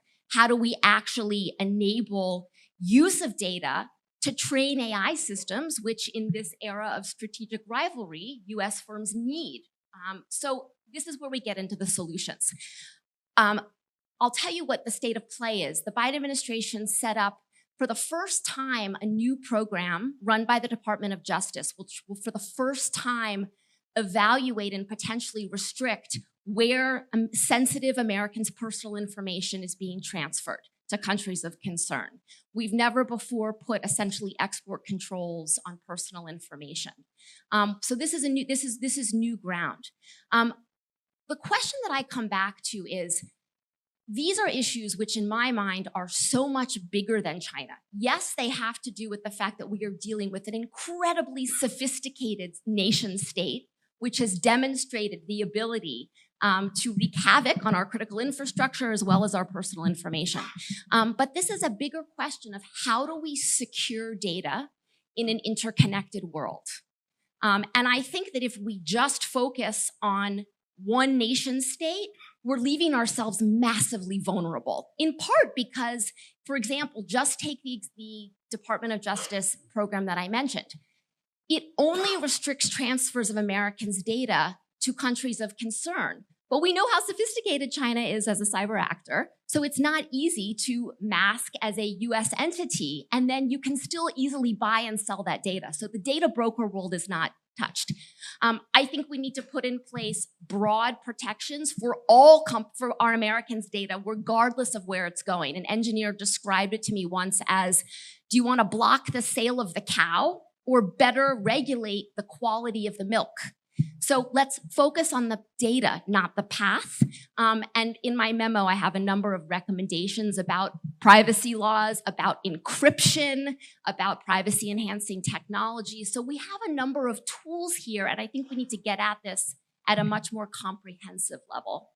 But in fact, what was interesting at the end of the Biden administration is after a succession of administrations said, we should not be encrypting conversations because the FBI might need access in the case of, they use child kidnapping as a frequent thing. You might be able to need to get into a phone. Patrick, I think ACLU was deeply involved in some of these early cases. They then flipped in the last few weeks of the Biden administration and basically said, don't be an idiot. Salt Typhoon has shown the Chinese are inside our telecom systems. Encrypt everything that you are discussing. And actually, do you want to just, I've got another question for you. I mean, the penetration of that system is an illustration of when you build a backdoor into something, others can find their way in. It was and they the wiretapping. Probably speak Russian, Chinese, or Persian, right? Many different actors can get in there, and it's, in this case, the Chinese have. It sounds like so. The recommendation for encryption was part and parcel of that backdoor debate that has been going. But it was also the FBI abandoning the argument that you guys fought against the longest time, which was that we need the backdoor. That's right. Did they fully abandon it, or did they say, well, you should do reasonable encryption, which is different from end-to-end encryption? Yeah, they said get on Signal, which is end-to-end. And even WhatsApp is end-to-end now, right? There's not a whole lot of it. If it's not end-to-end, you don't want to be on it. So, right. Sam, let me just press you on one sort of follow-on from this. So you've been reading a huge amount, all of us have, about DeepSeek, and we will set aside for a moment the question of whether they managed for a few $1 million and a few thousand processors to do what NVIDIA has been doing with thousands of processors. And if there are NVIDIA stockholders out here, my sympathies go out to you. Not too much sympathy, but a little bit of sympathy. But let's pick up another part of DeepSeek, which is where the data is stored. So in TikTok, whether you think it's a national security violation or not, the data is stored by Oracle in the United States, if you're an American user. Doesn't mean the Chinese can't get into it some, but it's stored there. For DeepSeek, if I understand it right, it's all in China. Does that change the nature of it? Would it be a reasonable rule for us to say we have to do storage in the United States, or is that basically of no use? The DeepSeek privacy policy, I believe, states that they send data to China where it's stored on local servers. I believe they also are capturing an incredibly broad swath of data, right? So it's not just it's not just the inquiry that you put in, but it's potentially your keystrokes and other behavioral characteristics that might be captured. Again, I think we're in this sort of whack-a-mole, right? It's TikTok, it's DeepSeek, it's this, it's that. The US is a wild west of data. We do not regulate how our data is collected, how long it is stored, to whom it is sent. You know, I just think that we can continue to play this game of whack-a-mole with this rotating cast of innovative companies that come up, but our data is going to remain shockingly vulnerable unless we take a more comprehensive approach. And frankly, we're a laggard. Europe has GDPR. China has a privacy law. It's very national security focused, and we can talk about that. We have the advantage of looking at what's come before us, and we can pick and choose what's worked, what hasn't. There are over 20 different state privacy laws that have managed to find a bipartisan consensus, allowing for collection of data with disclosure to consumers that would allow multiple uses to even train AI products and services. So there is a blueprint out there. It's a bipartisan issue. And I think if we're genuinely concerned about this, we need to really put our heads together and figure this out. So Hofang, can you jump in here on this issue? Because you raised one set of issues, which is how do we separate out between Chinese nationals and a Chinese diaspora that may have Americans of Chinese descent and so forth? How do we get the laws to separate out from those?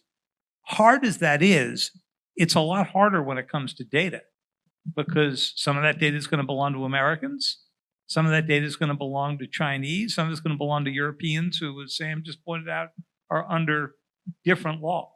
Yeah, actually, it's very concerning that when it comes to data or other issues, what lead to become into coming into the conversation is that China has a national intelligence law that is effective in 2017. In that law, that it's explicitly say that any Chinese entities or nationals, when requested by the state to surrender information of national state significance, they have to comply and then provide the information.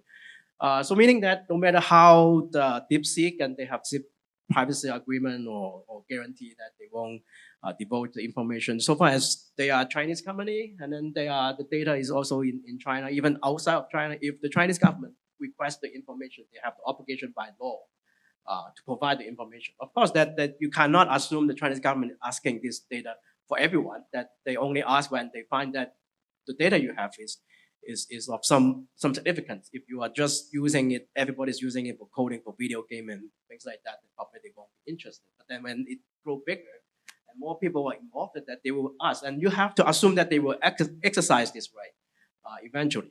And another thing is that what Sam talked about, that follow the data rather than the path, is also true for tracking down infiltration through human agents, because as there's a lot of cases we already know that the Chinese government is very explicit about weaponizing diaspora to do their job, but at the same time that they also already move beyond ethnic Chinese and a lot of industrial espionage, a lot of infiltration is, and not only in the US, but also we see case in Australia, in Germany, and UK is also involved on Chinese nationals. So that is the problem, that if we just follow the path or follow certain group, you will waste a lot of resources and time and not catching some other the assets that are already activated and recruited by the Chinese state. So it is a very, very tricky situation here. So a question for Margaret and Patrick around this, or anybody wants to jump in. It's easy for us to get on our high horse and say, this is awful. We put this data in a Chinese server unwillingly, just happens to be where DeepSeek puts it or another Chinese company puts it.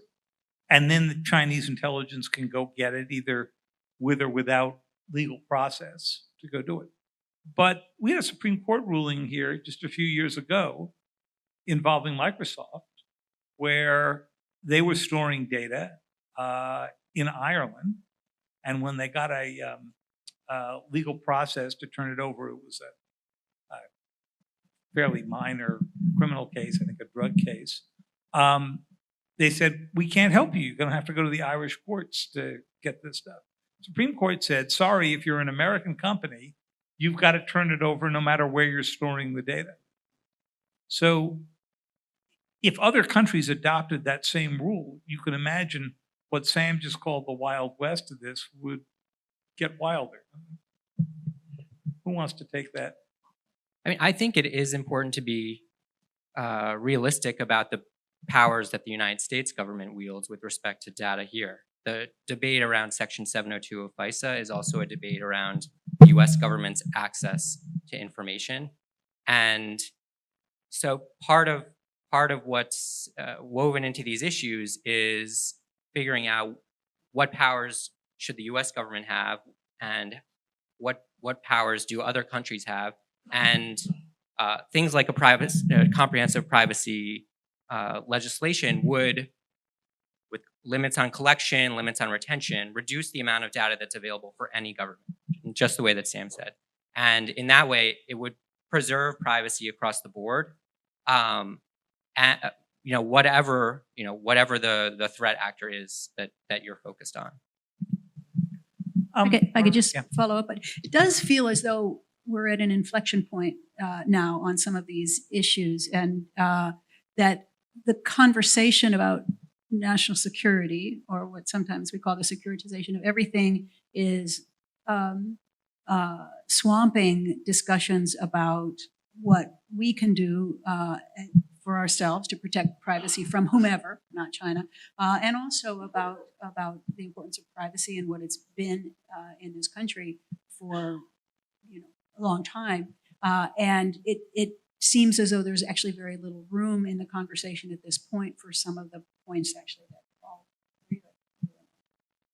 So, Sam, during the Biden administration, CISA, the Cybersecurity and Infrastructure Security Agency, had a big program that they called Shields Up. You can still find it on their website. You might want to do it quickly. It was basically what you argued for, which is we need to lock everything down at home because you've got all kinds of threats out there. And before you start going after the foreign sources of these threats, you've got to make sure that you basically lock down your house. Perfectly reasonable argument. Not as much what you're hearing, at least in the early days, from the Trump administration, which has basically argued mostly through Mike Waltz, the new national security advisor, that we need to go on the offense, that basically we can't spend our time playing defense all the time. You have much sympathy for that argument? So I would flip it on its head in that I think by taking a more proactive stance on how we secure data at home, it is offense. And here's why. Let me explain the steps here. So as I said earlier, US firms need access to large international data sets in order to innovate in AI. If we talked a lot about data that goes between the US and China, but we haven't talked a lot on this panel about data that goes between Europe and the United States. And there's two fronts here. Right as the US is beginning to look to lock down its data vis-a-vis China. In Europe, they're increasingly concerned about US tech platforms accessing their data and then looking to set up essentially versions of Project Texas that are favoring European local providers and preventing US firms from taking that data, which is needed to innovate. So if we set this blueprint of we're gonna stop data because of national security concerns and we want essentially a US digital sovereignty, that I think is the worst thing we can do from an offensive standpoint. We need access to those international data sets, not just to innovate in AI, but also for national security, lawful surveillance, right? And so if we lose that because the Europeans don't want our firms to pull their data out of Europe, that makes us less competitive and also puts us, I think, at a disadvantage,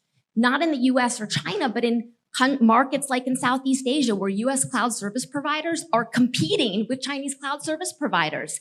And now suddenly you have all these requirements on know your customer in the cloud.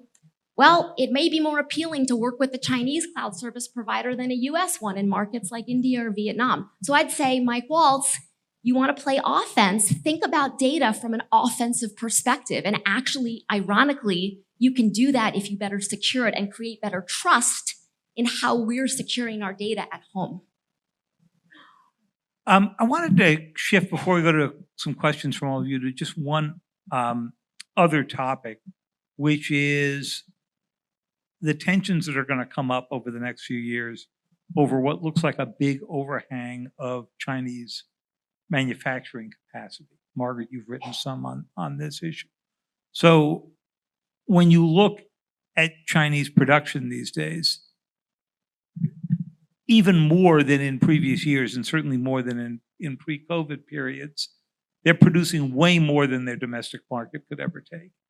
And so at the very moment that the president has said we have to bring down these trade deficits, it looks like we are primed for much larger trade deficits. Tell us how this is going to play out and what the policy prescription you would look for here. Yeah, I mean, it is a complicated topic. The first thing I always think it's important to say is that very often this issue of this Chinese overhang, what in the Biden administration was called overcapacity. Interestingly enough, that word seems to be not in favor in the Trump administration. We're not hearing that word used at all. But this idea of massive Chinese exports, it's not due to a strategy designed to eat America's lunch. It's not due to a foreign policy per se. It really has to do with a lot of pathologies of the Chinese economic system, often having to do with how producers and local governments are incentivized to produce. Indeed, it's something that Beijing has long railed against and seen as a big threat, this idea that we're producing way too much steel and we can't absorb it. And so at this point, the exports that have become so noticeable to us have become sort of the externalization of China's domestic political economy problem. And so I do think it's important to know that this is not a strategy designed to harm the rest of the world, but it is a strategy designed to protect China's economy. Having said that, we're at a very difficult point because with the slowdown in the Chinese economy, you're right, this isn't going to get easier anytime soon. And as some of the sectors that had been absorbing Chinese investment, such as real estate, are no longer as viable sources, I think we're going to see a lot more investment plowed into manufacturing of these sorts. So how is this going to go? My recommendation would be that we don't treat every export overhang the same. I think we should debate what is important to aggressively challenge, and we can have debates about what that would be. I would say myself, I don't think that solar panels, for example, is something that we should go after. I think solar panels can be a public good for the world, and we're not producing them in the U.S., so we should not put a lot of effort into fighting against that or tariffing that. I would say other issues that we might pay more attention to are or ones more closely related to national security. But I think the recommendation I would have is that we, if the government or Commerce Department or USTR or whatever can stand to do it, we need to take a much more sector by sector look at what's going on in each of these industries. And with a judgment as to how important this industry actually is to our national security or to our economic security or economic livelihood. Terrific. And I wanted to come up back just to Ho-Fung and to Patrick on one topic that we promised to return to and I never did, which was these laws that have been set up in the U.S. about where you can own property.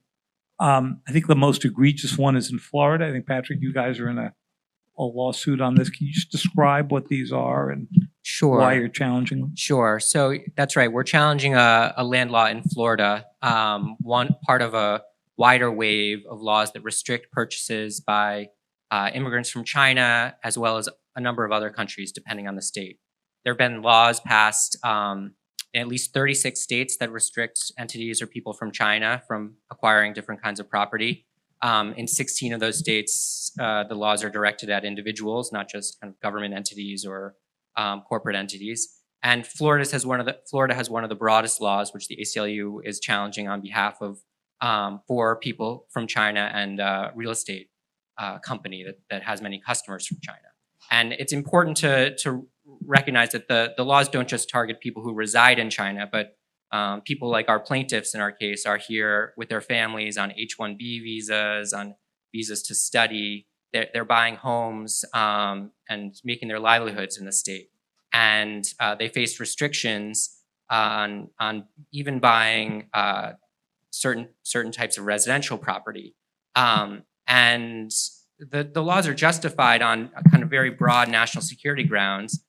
Governor DeSantis has talked about Florida's law as being a way to combat the Chinese Communist Party. But one of the mistakes that these laws and their proponents make over and over is conflating the Chinese Communist Party with people who grew up in China and are here, often here contributing to their communities, here working, here going to school, and there is no, as far as we have been able to see, tangible connection between preventing people from buying homes and the type of broad national security threat that people like Governor DeSantis are invoking. Very, very quick on this is that the focus on banning Chinese national buying land is totally misplaced, because I don't think land or real estate property is a national security issue. Actually, by banning them buying real estate is helping Xi Jinping of this kind of wolf hunt, kind of, because it is kind of capital flight. And a lot of people are leaving China with their money, and one outlet is buying land in the US. And what they should focus on from a perspective of tech competition and national security is really about the Chinese or any rival acquisition of companies with patents. That is what Chinese government and government enterprise have been doing in Europe, in Germany, and they're buying enterprise with patents that have technology that they want to get a hand on, but because of US restriction, they cannot. And this is the kind of thing, and also Silicon Valley, a lot of startup and company that have technology they are interested in Israel, in Germany. So they are doing this, and to talk about regulating and restricting Chinese acquisitions of US property on entities, and land is misplaced. And if they really want to focus on something, they really want to focus on this. Not the first time. When I was living in Japan years ago, this issue came up with land purchases, as if the Japanese were going to pick the land up and add it to the islands. My favorite was when they bought the Seattle Mariners, and that raised somebody was raising a national security concern instead of worrying about their pitching.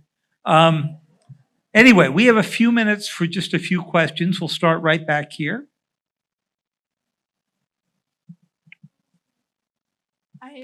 Can you hear me? Okay. My name is Haley. I'm staff here. I'm so happy you brought up Ron DeSantis because the big question is I went to New College in Florida for my undergrad, as you know, he's made his example of. And one of the big things that Florida is doing is basically erasing all the programs that do connections with Chinese culture. They got rid of all the language programs. Students are not allowed to study in China and receive state funding, among a whole bunch of other things. Do you see that as becoming like a general trend that will be copycatted throughout the rest of America in different states, or more federally even? Who can handle that? Yeah. I'm happy to start. I mean, certainly the trend with land laws has been concerning, and we've seen that across many states.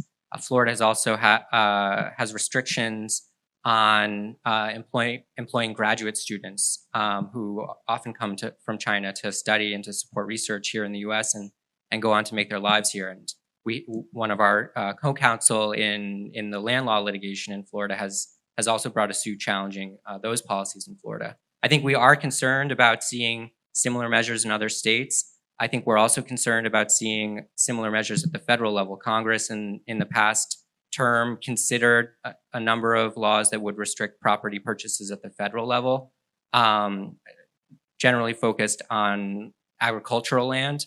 But I think we are worried that those proposals and others could come back in this new term. Anybody on the academic issue of preventing students going to China? Margaret? Well, I think there's under 10,000, maybe much less, many fewer students in China. American students, there are around 1,000 right now. Yeah. About 1,000.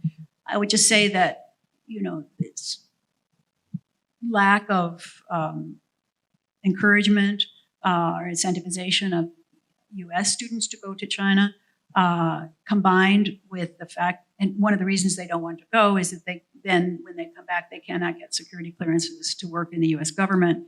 And so this has created a big chill on the ability, I would say, of our government to get expertise from people who actually have had experience in China into our government to make us smarter about the kinds of laws that we're talking about. So it's ethically troubling, but it's also very, very troubling from the point of view of having effective governmental capacity to have people that have absolutely never set foot in China making policy about China. Yeah, just to underscore that, I'm just in my reporting life, the CIA's China Center is trying to get more Mandarin speakers, and yet has a hard time hiring people who've spent time in China. State Department is running into the same problem at the very moment that everybody's trying to beef up their China intelligence. Yes, right here. Oh, one here, then we'll go over there. Fun. I think that's it. I work for the agency for global careers for the Hopkins Nanjing Center. And I just wanted to say that that's one of the myths that we're trying to dispel is that we actually have a lot of data showing that the students who go to China are still getting hired. Yeah. So that's one of the big things that we want to keep encouraging people to go. Yeah, my name is Jiawei Li. I'm an alumni here. So I guess I very much agree with what you said about there are a lot of Americans born and raised here who've never been to China, who don't really understand what China is. And they make preemptive assumptions about China, about people from China. And what I just want to ask you, if you ever have to present argument to convince these people, doesn't matter if Trump supporters or other people who, in the Biden administration or, live here, how would you make them actually understand the full picture, let's say, the totality of the situation, not just the downside, they talk about cybersecurity, data breach, these things. But at the same time, how can you tell them that, look, we need them. We need to actually work together on these data things, like you said. We need to have data to train our data model, AI model, and we need education, collaboration in terms of education, and we need also people to buy our houses here in the United States. They're part of the economy now. So how can you tell these people? How can you present these arguments, make them understand there's another side that potentially can outweigh these challenges we're facing, and potentially it's a better deal. How can you present to these people? How can you actually talk sense of these people currently? Yeah, that's my question. Thank you. Who wants to take that? Sam?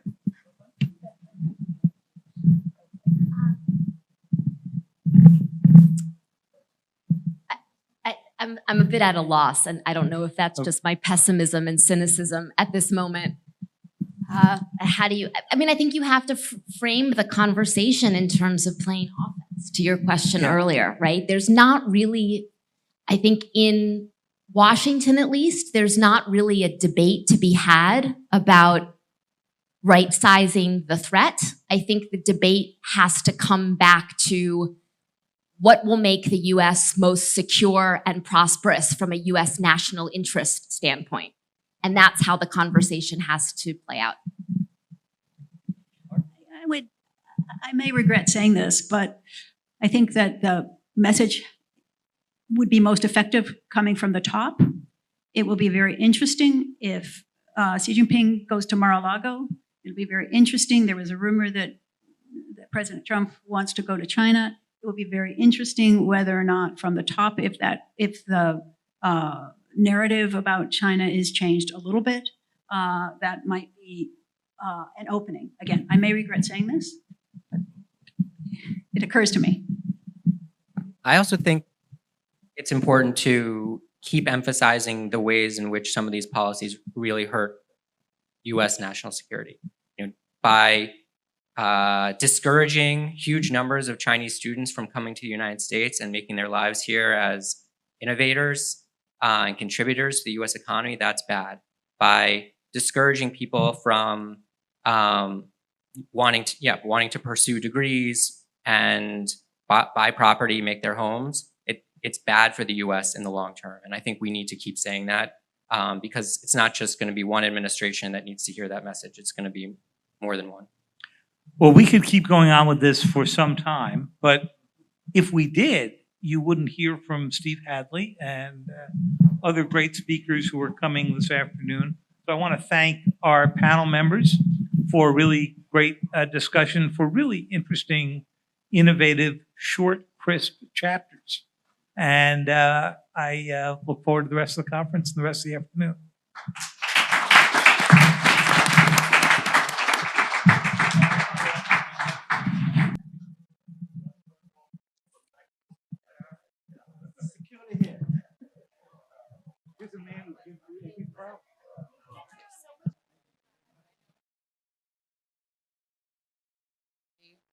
If you could please take your seats, we will begin in just a minute. Thank you very, very much, both to our in-person and our online audience. It's really what an amazing day this has been. Thank you all so much for joining us and celebrating the launch of the Institute. It's really been my great pleasure to see so many of you and to be part of such thoughtful conversations that I think really manifest, at least in my view, the values that we opened the day with rigor, humility, civility, and creativity. I hope that you'll all tune in for more of the same. But before we close out and before we head upstairs for a well-deserved reception, I wanted to welcome a friend and colleague, somebody who's worked for so long in this space to convene thoughtful conversations about China. Steve Hadley, of course, former National Security Advisor, former Deputy National Security Advisor, but in recent years has been together with Susan Shirk and Charlene Dorashevsky, and Kirk Campbell and Rush Doshi, convening the Washington China Forum that I was privileged to participate in last week. Really, I think, bringing some of those very same values to bear on some of the hardest challenges of our time. I was lucky enough to welcome Steve up to Cornell, where he graduated before I moved here. And we thought we would give you a little taste of that today. So, Steve, I wanted to kind of ask you about some of the things that have surfaced in today's conversation, of course, not very far from the action down the street, which is what I see as something of a changing conception of world politics and of the role of the United States and the role it should play in the world. We heard Senator Andy Kim referred to the United States finding its way in a more multipolar world. This is language that Secretary Rubio used also recently. And some say the United States really ought to aim at sort of regaining its dominance. Others say we don't need to dominate, that it's just enough to prevent China from dominating. Even among Republicans, there appear to be some differing lines of thinking here, with some aiming at the restoration of what you might call American primacy, and others saying, like Rich Colby, that primacy is an illusion and that we would be in Asia and the Indo-Pacific, we would be lucky to get back to the Nile. And so I'm curious how you see the evolution of the world today, given the shifting distribution of power, and what new equilibrium might the United States aim at? Well, thank you. That's a question that keep us here for a very long time. Thank you for having me here today. I think you have to figure and focus on how different the world is now than it was 20 years ago, 30 years ago. When we emerged from the World War II and the Cold War as the preeminent power, with an international order reflecting our views, it was pretty much undisputed. We didn't have great power competition. We sort of ended the ideological competition. And people were embracing the American model of democracy and free markets. All that has changed. And I don't know, the label isn't particularly attractive to me, but if you look at the trends, you've now got the return of great power competition with China and Russia. It is an ideological competition in the sense that they favor a model that is not democracy and free markets, but is authoritarian state capitalism. But you have other developments as well. Middle powers are now much more influential. Saudi Arabia, Brazil, South Africa, UAE, India, these are countries that are increasingly taking more agency and more responsibility for their own future and their own foreign policy. This is a new phenomenon. They are now diplomatic players. You see UAE arranging prisoner exchanges between Ukraine and Russia. This is really a remarkable development. And also, of course, the rise of non-state actors, both for the good, universities, corporations overseas, and the bad, traffickers and terrorist groups and the like. So it is a much more complicated world in which to operate. The United States, along with its friends and allies, has an enormous amount of military, economic, and diplomatic leverage. So we're not without the tools to navigate, but we've got to operate in a different way. And, I think I've never been a fan of American primacy. That's not how I saw the world. I don't think America really had it in an effective way.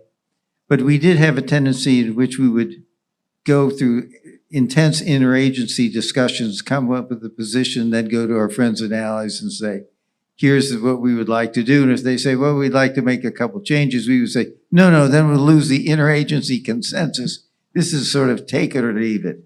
That kind of diktat won't work in this world. We need friends and allies. We need to persuade them, not dictate to them. We have to lead in a different way, a much more humble way, a way that listens first and before formulating policy and takes other interests and views into account. I think we're gradually learning that lesson, but I think that's the model, and I think we can still vindicate our interests in that world. I think I would like to focus on how we operate rather than this fairly sterile debate about do we try to get primacy or not. I don't know what that would mean actually in the world that we're in today. I'd really like to follow up there on how we operate. I think that's a really great thing to focus on, because there also seems to be a seismic shift taking place on what policy instruments are believed to best serve and advance American interests, with American foreign assistance being dismantled and tariffs maybe being imposed on Canada and Mexico, and to a lesser extent, perhaps on China. So I wanted to ask you what you see as the most effective instruments of American power, and at this time of great division, how might Americans come together to rebuild a common consensus on how the United States should show up in the world? Well, I'm a little bit of a troglodyte on this issue. Everybody is, enamored with soft power. My view has always been that soft power has as its foundation hard power.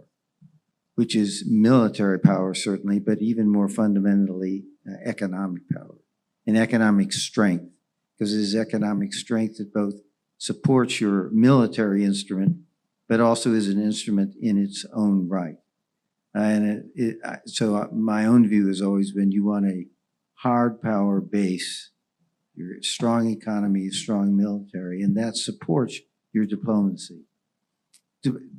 I think sometimes people think diplomacy is an energy of change in itself. That is to say, if you get people in the room and start talking, a solution will come to the fore. I've never believed that. I've always thought before you engage in diplomacy, you need to set the table in a way of incentives, both positive and negative, that increase the likelihood that you not only get a result, but you get a result that is in your own interests. And I think that's the way you need to think about how we approach diplomacy. It has a foundation if it is going to actually result in outcomes that serve your interests. But I do think soft power has been a huge advantage for the United States. Most people have admired the United States, our values, political, economic, and cultural.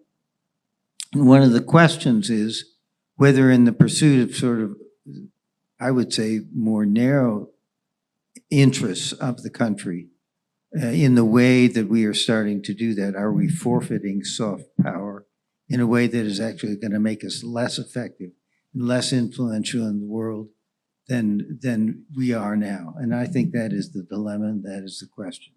The question is, can you pursue these objectives in a way that support and reinforce our soft power rather than undermine it? Drawing back a bit, I wanted to ask you a little bit about how you see not just China, but also what some have called, right? In fact, you recently wrote a piece calling on China to distance itself from this group, the so-called axis of losers, including Russia, Iran, and North Korea.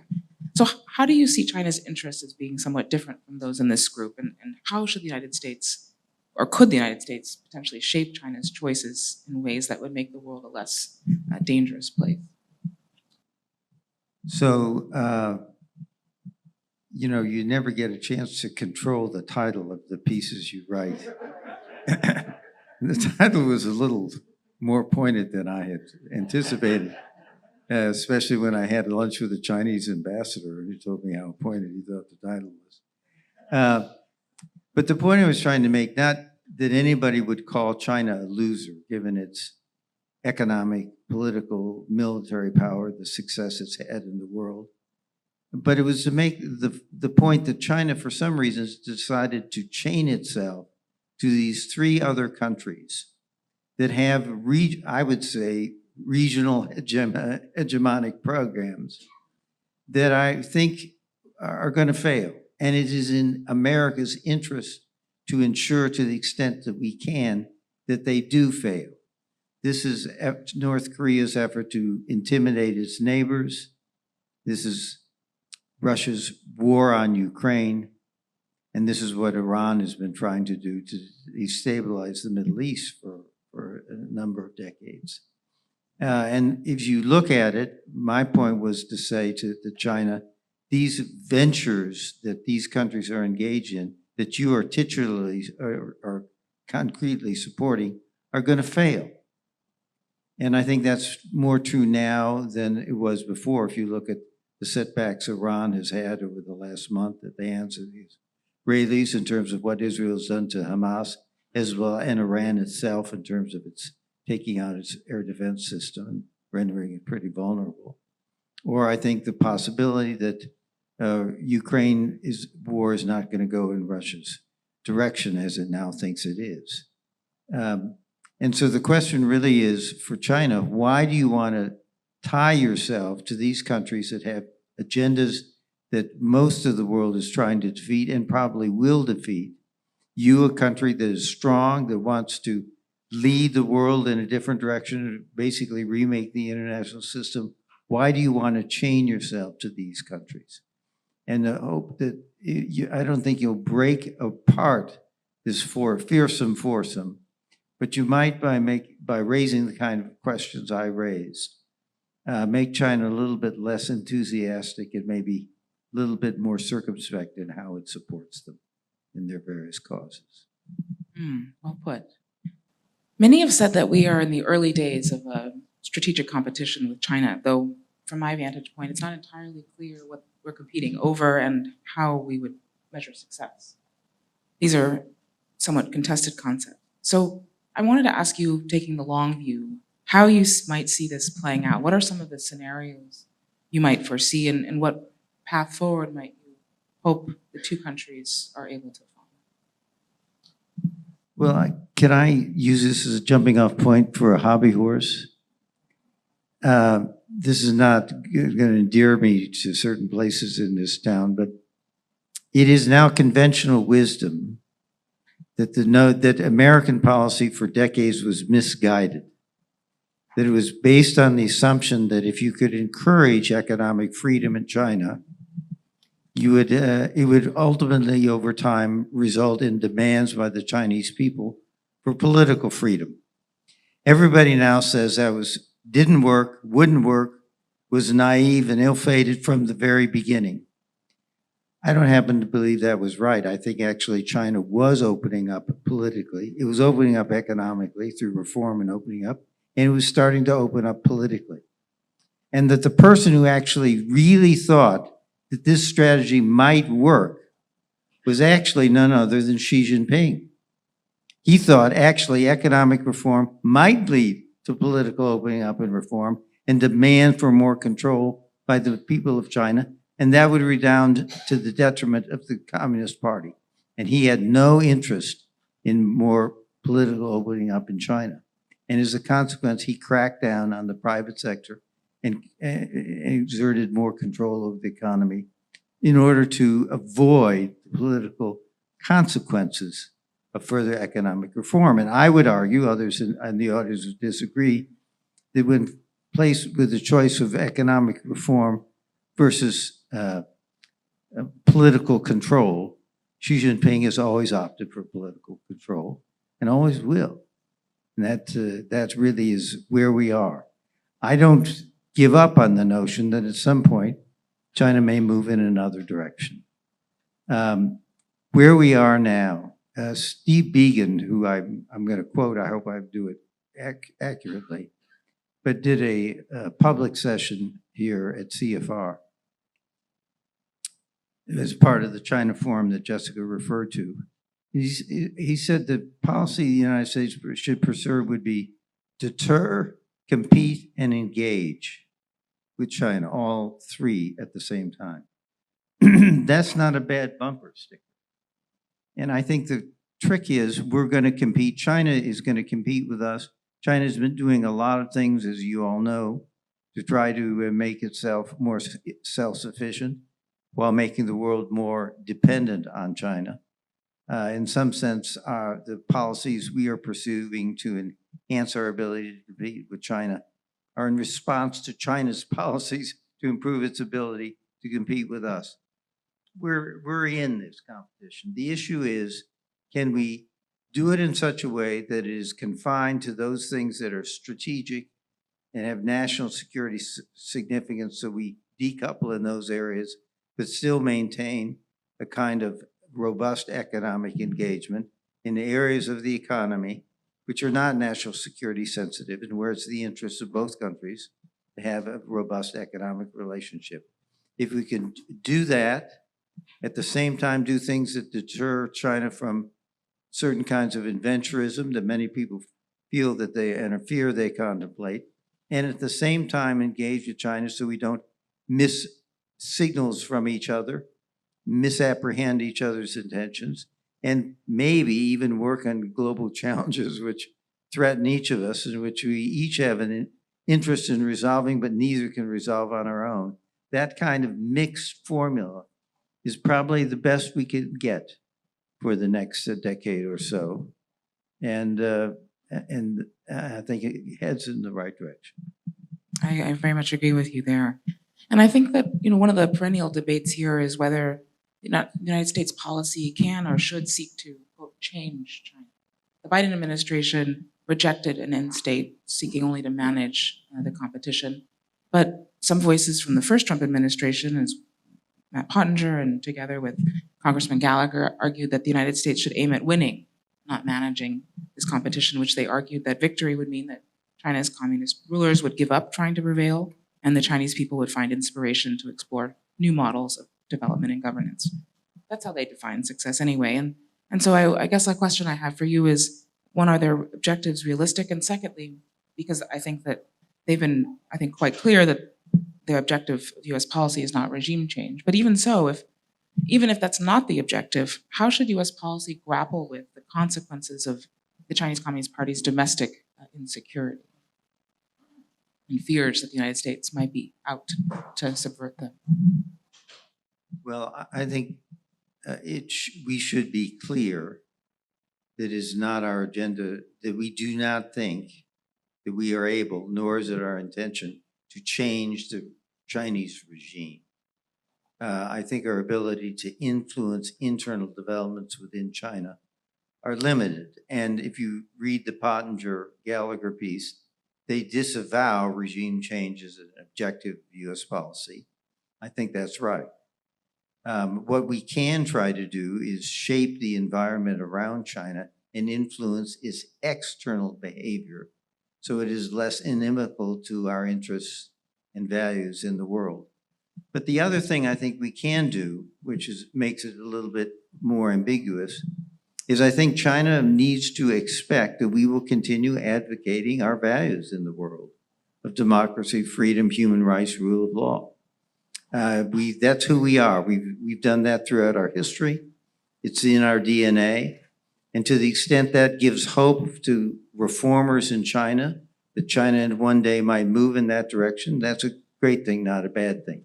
I would not call that regime change. I would call it standing up for our values. Now, China is going to find that very threatening. And I think the only way to handle that is simply to be clear that that's who we are, that's what we're going to do, but that conversation and those standing up for those values is not in lieu of doing business on areas where China and the United States has common interests. President Bush at one point met with Jiang Zemin, I think I've got this right, and said to him, you know, every time we meet, I'm going to talk to you about freedom of religion because I think it's an important value for the world. I think it's an important value for China. So I'm going to talk about freedom of religion. I just want you to know it's always going to be on the agenda. Now we're going to talk about a lot of other things. That's the way it should be. But an element of our policy is going to be to stand up for our values and principles. And I think China should expect that, and we should do that. That's not the same as regime change. Those are some really important distinctions. One of the themes that has run through the conversation throughout the day is of getting China right. And it's our hope that institutes like ACF can help with that. So I wanted to ask you, how well do you think we here in the United States and in Washington understand China? How can institutes like this help play a role in helping Americans get China more right? So I'm going to put on my troglodyte hat again. You know, I got invited, as a lot of people here do, to a conference that a man named John Bijen holds every year called Understanding China. And I think I went the first year, and I, for various reasons, didn't go subsequent years. And obviously, we should try to make an effort to understand China. There's no question about that. And to do that, we need to be talking to people who actually have experience on the ground in China, whether they're students, whether they're business people, whether they're university scholars, whoever. But China also needs to understand America, and it does not. It's got to go two ways. And I think we have this burden sometimes that, well, America's burden is to understand China. I'm sorry. China has a burden and a real responsibility to understand America better. And only if we both make that effort are we going to be able to find some common ground. Well, it's convenient that the title of the Institute is America, China, and the Future of Global Affairs. So we hope very much to be a place where those two-way conversations can take place, where we as Americans seek to understand ourselves better, and well, also the Chinese better. And And so I really wanted to thank you for being here today, and to all of you for being part of this inaugural event here at SAIS, and to all of you who helped make this possible, starting with Margaret Myers here in the front row, all the students and the staff for everything you did to make this event possible, and to our supporters everywhere. So thank you very much. Please join me first in thanking Steve for joining me, and then also to proceed upstairs to the 8th floor for a final reception where we will hear remarks from Mike Lampton, who I'm so privileged to follow with his name, to share a few words about SAIS and the Institute. Thank you very much.